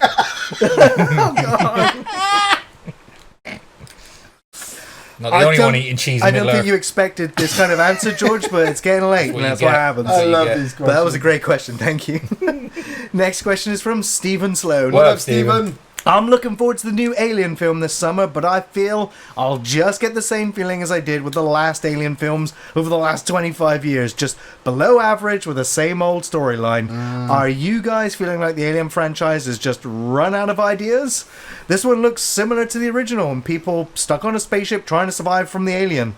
We've had this story many times before. We have. But that is the story. But that's the main Yeah, concept. that is the concept. What they need to do is they need to try to remove some of the human relatability that they try to stick in there and just have it like the first one where the alien is killing people. You want to sit there and go, no, don't open that door. What are you, an idiot? And they open the door because they are not you. They are idiots walking into a situation that they have no control Yeah, I want an over. alien film where the characters are not idiots, because Prometheus was full of idiots, Yep. and Covenant was full of idiots. Yep. I'm like, where's the smart people in these sci-fi movies? It's like in the first one, it's sort of like get together and make a plan and stuff. Okay, Yeah. it didn't necessarily work, but it's like at least they were 'Cause like they were being approaching sabotaged it. Yeah, and by also they had a plant the of funny thing ash, is you know. the crew in the first one have got the sort of get out of jail free card of like, hey, no one's ever seen this fucking thing before, Right. You know what I mean? It's like by the time you get to like 2 and 3, even in 3, she's sort of like, shut the fuck up, I will tell you exactly what this thing does. Yeah. And, I think that with it they just need to pick a simple concept, which is what makes Alien great. Whereas like with Prometheus and stuff, it's like, oh, we're gonna look to expand the universe into like, where did we come from? Who are the engineers? Who is this? Let me spin all these plates and not quite manage to keep any of them in the air probably. Yeah, totally. You take the first one and it's like it's about a fucking organism stalking a crew. a haunted house movie in space. It is on a fucking spaceship. It's claustrophobia made incarnate and it's scary as fucking amazing. Aliens is like, okay, we're going to take that and up the... It's like what we were talking in the car about Terminator and Terminator 2. Terminator is a fucking slasher movie where the slasher happens to be a robot. Yeah. And then Terminator 2 It's is an action movie. Yeah. And it's like, it's fine, but it's like you picked one and you made that your vision and the product that you gave us, and that's why they're so successful. So it's kind of like, do less better. Yeah, but I think you've got all the good stuff, right? But I think also they got so lucky with Sigourney Weaver with the Alien series, because originally she wasn't going to be the hero, but they just happened to change it and she's say, just okay, so we're fucking gonna- great in it. and she's so great. So then they got the second and third movie, and technically the fourth movie out first. So that now every time we see an Alien film coming out, guess what? It's got a female lead, and they're trying to replace Ripley Every time. They can't do it. Both Covenant and Romulus. And they don't. You don't have to. It's like, just because she was great. She was great. And it's not a like, oh, don't fucking gender swap or anything. It's like, it's not. It's just make a good, compelling character, but don't feel you have to like the focus off try and fucking copy this person. Yeah, take the focus off the main character, put it back on the creature. The reason why we go see horror movies is to be scared, not to make me make myself feel, oh, I know what I'd feel like if I was in this situation. I'd be running for the exit. Well, that's why I'm excited about an Alien film today, because I'm hoping Fetty has utilized a lot of practical effects and not overly CGI'd it. But from the teaser trailer that I saw a few months back, there was a sequence where a facehuggers burst through a door and scuttle along the floor, and I was like, that looks incredible. Did you not see the remote control? Yeah, the video that they put out. They released a remote control facehugger. If that thing became a toy, you could fucking if that come up the stairs right now, I'd step on your neck to get out the window. Right? Oh my god. That's so I'm excited to see more modern film techniques bring those creatures to life. Fast as well. So long as they get the atmosphere right and the lighting and the mood and generate that horror again, I'm excited. But at the same time, the geek in me is just like, man, I want to see more drop ships and smart guns and pulse rifles and power loaders, and I want to see more Marines on a bigger scale. Alien Romuluses. Right? Yeah, exactly. I just come off the back of completing Alien Isolation for the very first time after fucking 10 years of it being out. Yeah, it was absolutely brilliant when I saw the trailer. And you've not seen the trailer though. I haven't. No. When I was watching the trailer, I was like, don't spoil, please, though. I won't spoil, but thank you. If Freddy Alvarez at least played Isolation and took a couple of ideas from that to put in the film, it can really work. I know that Fetty in interviews has gone on length speaking about how much of a fan he is of the franchise, and especially the first two movies, which is what I believe he wants to homage in his film. Yeah. So... yeah, but I mean, when it was announced, I was like, ugh. And when the TV show announced, I was like, but I love the franchise, so for good or bad, I'm going to be there. We're always going to go back for it. Yeah. You are right though in that, like, you got that trepidation. Yeah, of course. I mean, it's there because of how bad it's been treated. Yeah. All right, great question, though. Thank you. Next question is from Havard Orion. What's up, Havard? In your opinion, which horror franchise has most consistency in producing good, great movies and TV shows? For me, it's Evil Dead. Alien, RoboCop, Friday the 13th, Hellraiser, Nightmare on Elm Street, Predator have all been corrupted, in my opinion. Well, we did the competition, didn't we? Evil Dead came out on top. Agreed. So Evil Dead. 100%. But I also like Doesn't to throw in miss. there Child's Play and the Chucky franchise, along with Evil Dead, as it's remained true to itself and is one of the only few horror franchises that still has the original creator working on it today. You could also probably say the same for the Puppet Master films. Like, I mean, they were never great, but they varied from good to okay to bad to okay and good, all throughout their 100 odd movies that there are. Yeah, right. Yeah. 100% Evil Dead, man. Yeah, I've said it a million yeah. times. For me, they don't miss. I was Even just- with the new one, even with Rise. Yeah, I was just trying to think of another franchise, and all I kept thinking was Evil Dead. We proved it. The books, the comics, the computer games, the TV series, the other films, the remakes. You know, even with the newest one with the kids in the apartment building, it worked. Yeah. Nobody So, else can top that yet. Again, it's because Sam Raimi and Rob Tappert, Bruce Campbell, they're still holding the reins, even though they're not making it. Oh, I believe it was at this point. I believe it's Bruce Campbell's birthday today. So Oh, really? happy birthday, Oh, Bruce happy Campbell. birthday to the Hail king. to the king. Alrighty, so our next question comes from Demonic Grim. What up, What up, Demonic? Favorite Donald Sutherland film? Animal House. Yeah. Kelly's Heroes. Invasion of the Body Snatchers. Oh, yeah, it's Invasion's my second. Yeah. You know, I have also got to give it to him. The Hunger Games films, I wasn't a big fan of, but him and Snow. He was an Sinister intimidating motherfucker, presence, wasn't wasn't he? If they were going to make a Half-Life movie with that big fucking guy's head on the TV, yeah. it would have been fucking Yeah, Donald. would've- Yeah. you're right. I'm taking Kelly's Heroes because it was one of the first films I remember seeing him, and like I saw it as a kid, and Oddball was the standout character for me. Stole all the scenes he was in, so it was a real pleasure to get to review that the other week. And so, yeah, it's sad to know that he's gone, but the memories I have of him playing Oddball will stay with me forever. So yeah, Linda, about a month or two ago, she went out and she bought Outbreak for work. She wanted to show some of the kids that she works with Nice, the yeah. viral movies. So she watched it, and I happened to just catch the bit where Donald Sutherland's there. My God, he is just so scary and imposing. When he Stoic as a motherfucker. when Yeah. he goes Like, control Unflinching, mode, yeah. he's unflinching. Like Yeah. he'll kill you and bury your body, and nobody would ever know. yeah. All right, cheers for the question, Grim.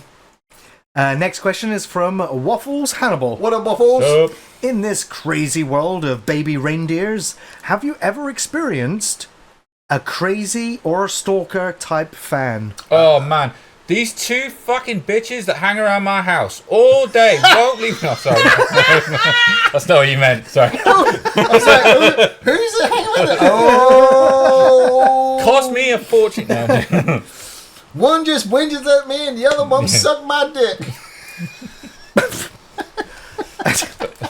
I wasn't gonna go that far. But No, is my answer. I've never had to experience a crazy stalker fan of any kind, which I guess is great. And I can't imagine. you sounded a bit like no, Yeah. no, I haven't. man, actually, I got a pretty good story. Why don't you guys share the channel like we asked you to? Yeah, I got a pretty good story I've got to bring up. I think it's a pretty good memory. Many years ago, I know what he's gonna do. Andy and I were out Oh, I know what he's with gonna a do. bunch No of way. friends. You know the story, don't you?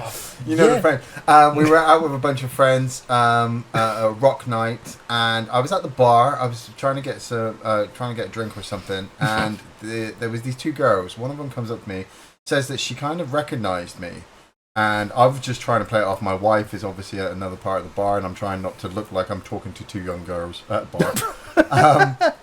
And one of them's really talking to me. I think she'd had a few drinks, and Andy's just like near me at this point by my shoulder, and he just kind of interjects in and goes, "Hey, this guy's got a YouTube channel. He's got a YouTube channel." And so he puts me right on I the remember spot. this very differently. He puts but me okay. right on the spot to talk to these two girls because he's Not the getting. story. He's, I can tell, no, so I'm really he's happy. believe too, yeah. He's getting me to talk to these two girls because he can see Linda away from me, and he's thinking, "Oh, it's pretty funny that my mate's wife is over there watching him talk to two young girls, so I'm going to put him on the spot and make him feel embarrassed as fuck." And one of the girls is just like, "Oh yeah, I totally know your YouTube channel off the shelf reviews," and I'm like, "Yeah," and I'm still looking over the wife like, "Please come and save me. I don't know what to do. I don't know where my hand should go. I don't know where it should look. I just don't want to be here. Why am I in public?" This motherfucker is stood behind me laughing his fucking tits off like, I wasn't stood behind you, so I was stood right next to you talking to him. But in Ian's mind, that was it. There was like a gulf between him and everyone else. Mate, he No doubt. isolated me. He absolutely isolated me. He just put me on the spot there. But it was nice because you get to talk to fans. I mean, I had a fan one time when I was in Waterstones. I was looking in to buy some books, and a guy came up to me and he said, are you Ian Buckingham? And I'm thinking, am I going to have to punch him? Like, He's going to serve me papers. Like, I don't know who this is. I might have him. And he goes, you do a YouTube channel, don't you? Off the Shelf Reviews. I'm like, yeah. And he's just like, oh, yeah, I really love your show. Really love it. And I was just like, oh. That's awesome, man. Thanks. Yeah. Awesome. God, you know that was a while ago because you were in a Waterstones. Yeah. I order all my books off of fucking Amazon now. Amazon. No, but no, I've never been noticed or recognised by anyone. You gotta leave this room. Yeah, you gotta go You outside. gotta go out into the real world, bro. What? I'm relieved then it'll never happen. If all you do is go out and then go to empty cinema rooms and come back and go, Yeah. nobody ever talks to me. There's reasons. Yeah. I mean, you'd think somebody at the cinema might be like, I'll be looking now to see if anybody's looking at me. Love me. Looking over your hot dog. Stalk me. No. Cheers for the question, Waffles Hannibal. They'll lure you into alleyways with broken bits of hot dog that you just pick. Oh, hot dog. Ooh, a piece of candy. Oh, some ketchup and mustard. Next question is from Richie Cornbread. What up, Richie? Hey, shelters. Spelling. Amazing podcast. Thank you, Richie. My mind is pulling a blank, so I can't think of a question this month. Maybe it's because of all the cornbread. So I just want to say I hope you had a great Father's Day last week. I did. I didn't actually tell Andy, and I don't think he's seen the picture, what I got for my Father's Day. Do tell. Yeah. So a couple of weeks ago, well, no, for a while, I'd seen that they did a Playmobil thing on Bird of Prey. Fucking And class. so I turned to Linda and I was Is like, it? I turned to her like a month before Father's Day and I was like, just to let you know, I'm thinking about saving up because I really want to buy this Playmobil Klingon Bird of Prey. Do you Saving up? How much are Playmobil charging for a fucking Bird of Prey? 150 quid, mate. The Enterprise is like 220. Right. Well, I mean, you got to get that now, otherwise. Right. Otherwise, the first one would be stupid. each other. Yeah. Anyway, so Linda laughed and she said, "Well, if that's what you want to get," and then she actually went out and got it for me. But it turned up and it was so big. The box was so big. She's like, "I can't hide this. You're going to have it early." But this was 2 weeks before Father's Day. I got this Bird of Prey. I wouldn't take it out of the box. I was just so overwhelmed with how good this looks. Like the wings bend. It's got like audio lights as well that make sound. Like if you fucking hear Christopher Lloyd say, "We are Klingons" when you turn it on. There's like a mini curve. And because it's Playmobil, it's smash proof because it's made for fucking 5-year-olds. Mate, it's got like a base. 5-year-olds that like the bloody Klingon Bird of Prey. There's like a floor, right? There's a floor that's Playmobil. supposed to be Genesis. It's supposed to be the surface of Genesis. I guess the Playmobil planet, are trying to catch up but with it makes Lego. the shape. It makes the shape of the Klingon symbol that you can put all the figures on and you can play it. But I would not take it out of the box. And then Linda and Dylan, they were like, "Look, we know you love it and we know you're a collector, but you're going to have to open it, And so I got Dylan on Father's Day, my son, to open it for me because he's put all of these things together loads of times for himself. And I was just like, Being a child. if you break it, yeah, that's right.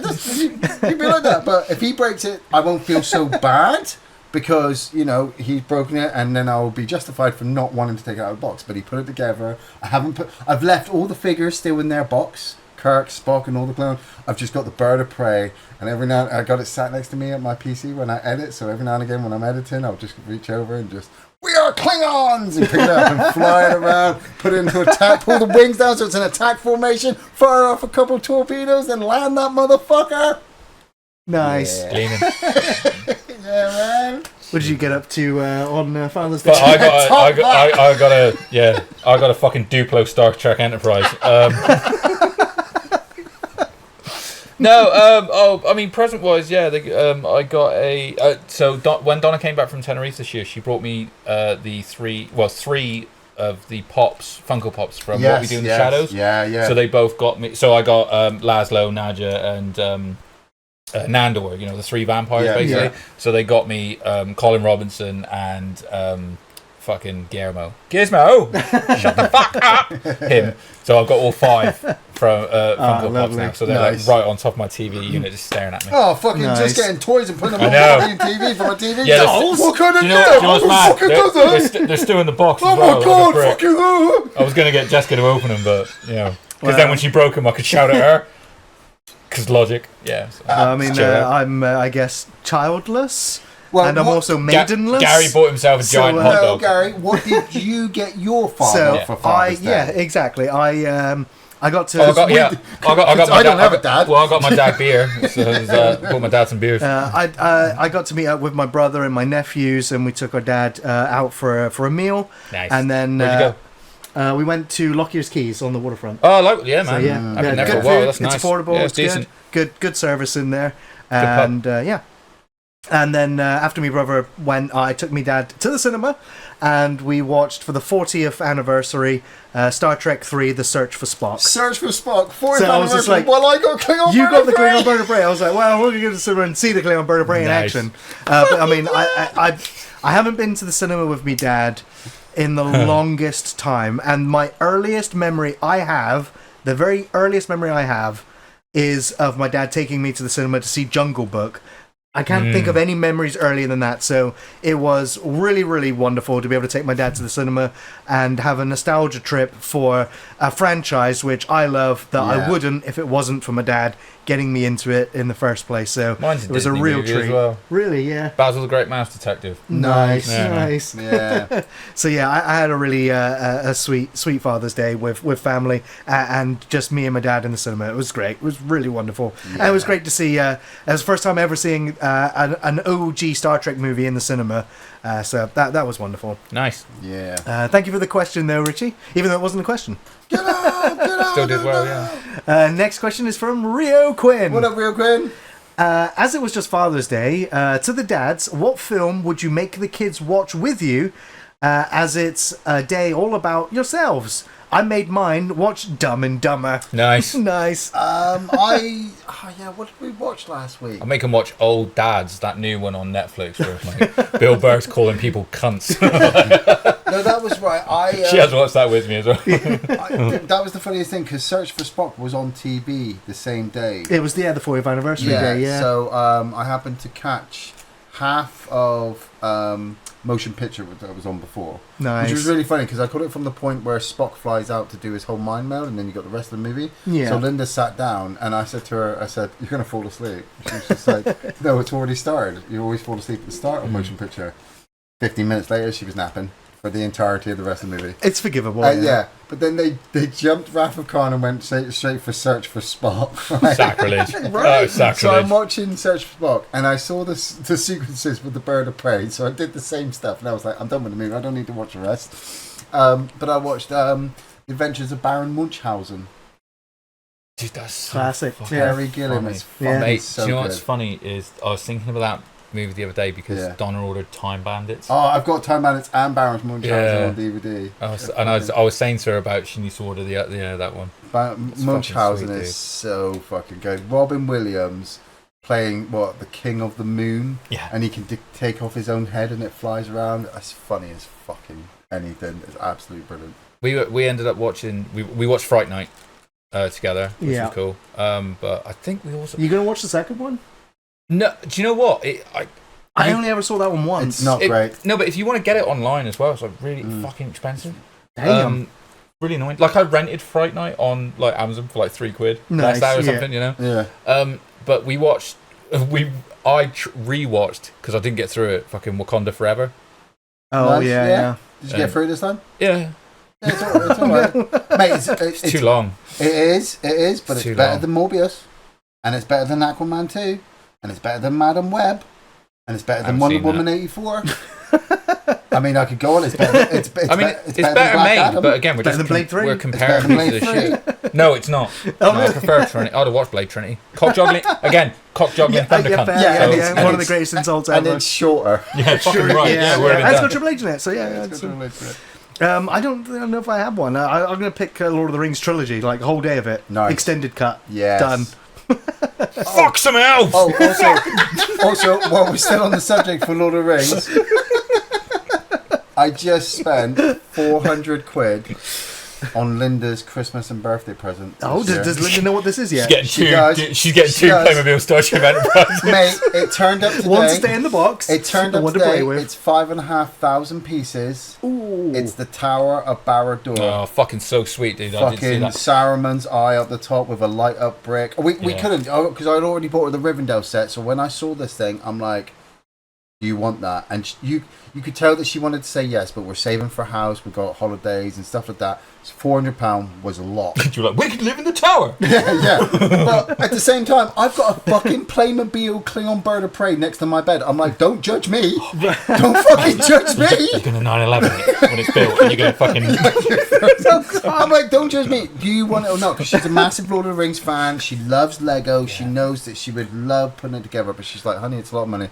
So I was just like, look, I'm just going to give you 200 quid straight out. You take 200 quid out of the savings, you buy it, and then I'll try to recoup the money back to you so that I've paid for it all. Nice. And then it turned up today, and I'm looking at the box, and I'm like, don't ever open it. Do you know what's funny that you say that? Is It's like 400 quid something that I'm going to do with Jessica this year is we decide, because we always go big in the house at Christmas for like decorating stuff. Like last year I did the whole fucking, what's it called, the cloud on the ceiling with the Harry Potter candles and stuff. And I said to Jessica, I've got an idea if there's someone you want to do it with me. And she was like, okay, what is it? And we're going to get the Lego Home Alone house. Oh, nice. But I found a lighting kit for it. Oh, no, yes. So you can feed all the lights in the house and fucking fridge and everything. And I was like, oh, that's a fucking project. Yeah. I was like, you want to do this with me? You set He's all like, the traps inside it as I well. hope so. That's what I said, It's yeah. pretty easy, because Dylan, for his Christmas, he wanted this kind of Japanese garden set. So we bought it for him, but it came with a light set that you can just interweave around.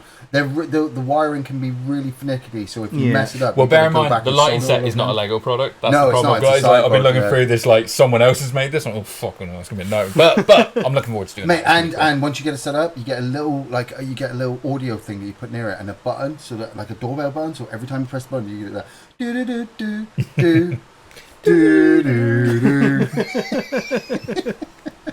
Nice. Thanks for the question, Rio Quinn. Yeah.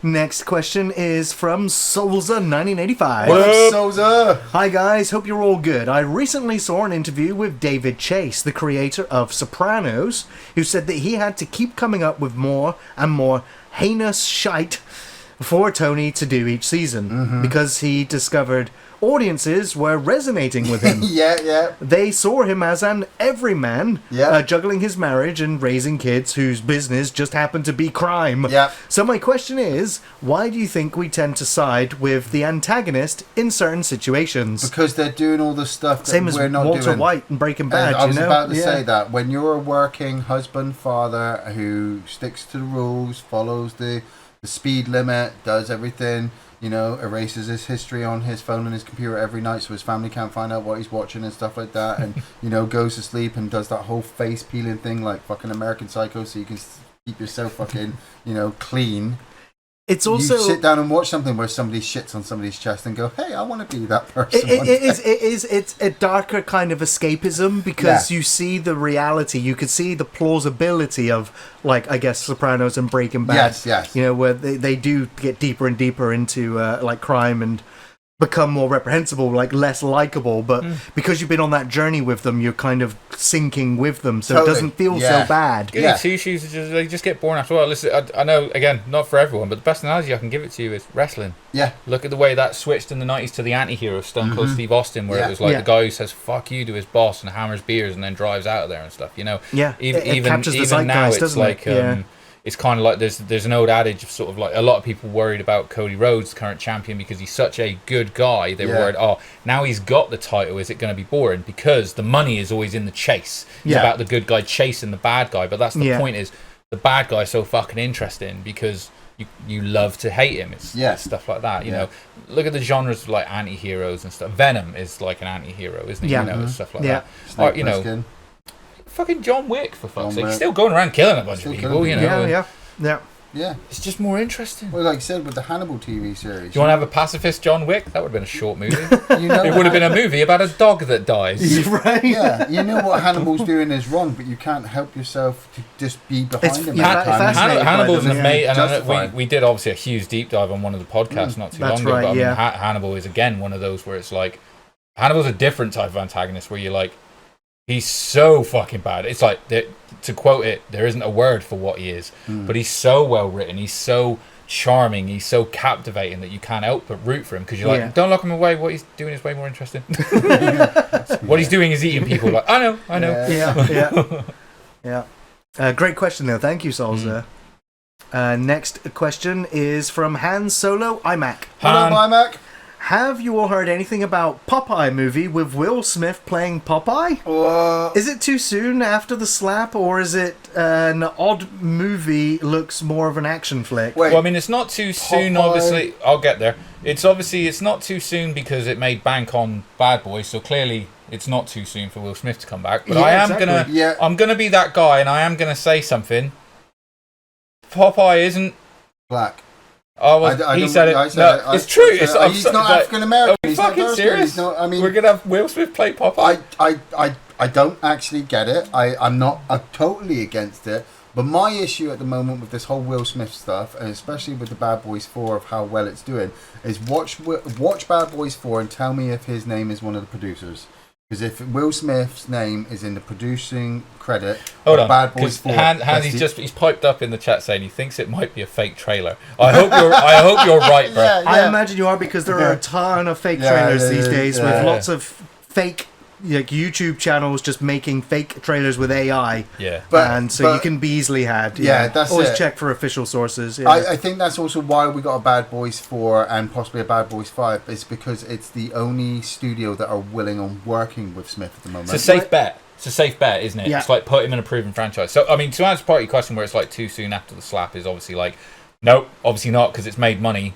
With Big the new time, one. yeah. I but think that's what I'm but saying. But I think you're right. this- It's like it was the smartest move to do is to put him in a recognizable franchise. I had this conversation with my housemate Jess the other day, because he was like, "Oh, Bad Boys done really well." I was like, "Really?"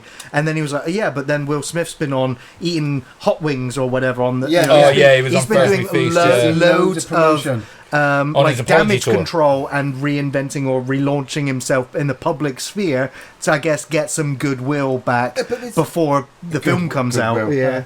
But it's bullshit, because he is doing what he was doing before he slapped Chris Rock, and Yeah. that is hiding from the actual issue that is the one that's causing him upset, which is the fact that his wife cheated on him, took him on TV, and told him to his face that she was cheating on him, and there wasn't much that he could do about it, and so he's still got to carry on with his life. The thing that gets me with Will Smith, and I don't want to go on a mass tirade about it, but However, Here we go.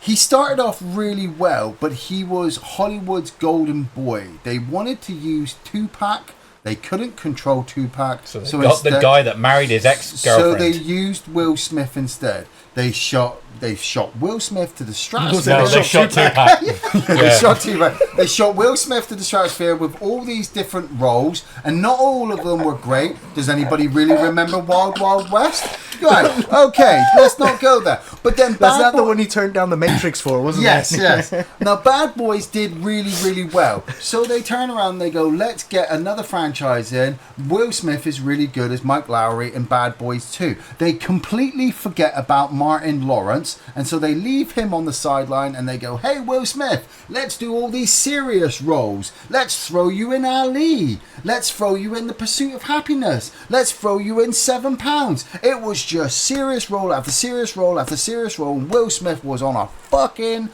high. And then everything crashed down when fucking Hollywood went, we don't need you anymore. You're not what we expected, and you're getting too old. You're trying to work with your children in your own films, and that's not working either. Your children are going off doing their own thing, and he realized, actually, oh shit, I'm not the perfect poster boy that You say everybody said I they was. still give him the best fucking actor award after he slapped a dude. Right. I mean, But who literally voted just after. Yeah, but who voted That's for it. that? Hollywood, isn't it? So Hollywood it's the voted Academy. for it. So. So what? So if he had not got up on that stage and slapped Chris Rock, if he had just sat there, he would still be in the same position as he is now with the Bad Boys franchise. But because of the slap, everyone's like, "Oh, is it too soon to give him job after the slap?" No, he should not be. He should be sitting down with Chris Rock in an interview, and he should be saying, "I apologise for hitting you on TV. These are the reasons why," and that might save him. Chris Rock already addressed it in his stand-up. Yeah, I know. You don't need to say And it Chris again. Rock deserved to say that. He was the one who. No, but was that's it. what I mean. So he doesn't People need are like, to. He doesn't "Oh, need I to can't give wait him to the go audience, see does Bad he? Boys 4. Why are you watching Bad Boys 4? Why? Well, they like the others. Yeah. But it's repetitive. It's boring. It's got. Oh, listen, don't get me wrong. I watched. It's got no redeeming I watched the features third of a one, great and franchise. I didn't like the third one. I No. thought the third one wasn't very good. And then the fact that I watched the trailer for the fourth one and they immediately dovetail off of the And third they've one, so I was already like, said "Oh, they're I'm out." making a fifth one. Oh, of course they are. Just They've made a load already of money. said because they've just made a load of money off that one, and they're hoping to keep Chris Rock. Do you know what? The only thing that was Will impressive Smith going. actually about that trailer for Bad Boys 4, I was like, fucking Martin Lawrence actually lost a bit of weight. Yeah. Because I thought that Little when I bit. saw the trailer for Bad Boys 3 Yeah. first, I thought it was the new Big Mama's house. Yeah. But it turns out it wasn't. No. So. Cheers for the question, Hanson. Ian doesn't like Will Smith if you were counting. No, at this moment. Yeah. No, at this moment. He needs to fucking. He sort needs to his be shit held out. accountable to Ian. He should be. I'll interview him. Alrighty, this might be our last Last question one. here, and it's from Mitch Mungo Mungo 21. What up, Mungo? In your opinion, what is the best fan film of all time? Batman RoboCop. Dead End. Is that the one where he fights the Joker, Joker and the and the alien and Predator. turns Yeah. out? That was great. That, was like good. 20 years ago. That was now. like the man. first truly good fan film because they got the actual costumes. We all Yeah. watched that at the Yeah, house, we didn't watched we? that. Crowd We around did. a tiny Yeah, PC, yeah, like, yeah. what the fuck? It's like Yeah. 480p That was if we were great. lucky. Yeah, what was that? The remake of RoboCop using like 20 odd directors. Oh yeah, that was it was like But it was like it was a 100 different different style. people that made that fucking each scene. film was It's amazing. amazing. It was the one where he shoots all the dicks off. fucking One was hell. puppets, like One you was know, babies. like Ed 209 was a cardboard box. Yeah, fucking the way that, yeah. like, the way that RoboCop just kind of got better and then worse, Yeah. again better and then worse. I believe they did the same for an Indiana Jones film, a Star Wars film. Yeah. But those were great. I will say the Those were porn parodies, dude. oh, well, they were good. For 10 minutes he was I'll finish watching. them. Yeah. He finished it. I want to say there was a Camp Crystal Lake, like a fan-made sequel to Friday the 13th Part 6 that I talked about a few podcasts ago. Feature-length fan movie. It wasn't bad, There's, like for a fan film. There's one being made right now, There a is. Crow one, called Days Crow. of Sodom, and Maven is in it. You know, the rest of the ex-wrestling. Cool. Yeah. Can't be worse than that new. I said that. I was like, that is probably on par. I guess I'm gonna do a little promotion for another YouTube channel. I think they're called Residents of Evil. Oh yes. Oh, yes. They did a short like fan film. They got the original Barry Wesker and Chris Redfield to Yeah. reenact the opening Yeah. sequence. They're They currently were available. filming. Who knew? Yeah, well, yeah, they Cool, weren't that was lucky. actors, so to speak. But they're I think it's coming out later this month or next month. A short fan film called the Keeper's Watch or the Watchtower or the Keeper's Diary. Sorry, the Keeper's Diary. That's right. About the guy who wrote in the diary. That's right, the itchy Yeah. tasty guy. Itchy That's Tasty. awesome. And yeah, the trailer came out a few days ago. The Hunter. CGI is questionable, but I'm like, it's a fan film. But Yeah. Yeah, you they've let it got off, Jill lockpicking, and I was like, does Jill lockpick in all 7 live-action Resident Evil movies? No. No, she doesn't. In this fan film, Not she's Jill, lockpicking. the master of lockpicking. Exactly. And I'm like, dude, you've already won me over. Yeah. So yeah, the set design and the costumes, yeah, they're not full on, but it's a passion project, and it looks like it's absolutely going to be my favorite fan film of all time. So yeah, it doesn't exist yet, but it's coming. It's coming. Captain Wesker, where's Chris? Stop it. Don't open that door. But Chris is. Bang. What is it? Maybe it's Chris. Now, Jill, can you go? I'm going with you. Chris is our old partner, you know. Okay, let me handle this. Stay alert. That's literally what an episode of Seinfeld sounds like to me. Fist by me, and that was class. Something like that. That's pretty good. Yeah, that's pretty good. Alrighty, well, that is going to be our last question. So thank you, everyone, for submitting your Yes. questions for this podcast. Really appreciate that. Iain, Andy, always a pleasure to sit here and talk film with you guys. Always. And thank you everyone for tuning in. Make sure you check out our film reviews on Thursdays. You can find us on Facebook, on Twitter, and on Patreon. Yes. And we'll see you next month for podcast 67. Hopefully. Hopefully. We're going to go with the flow on that one. Yeah. Take care, everyone. Peace.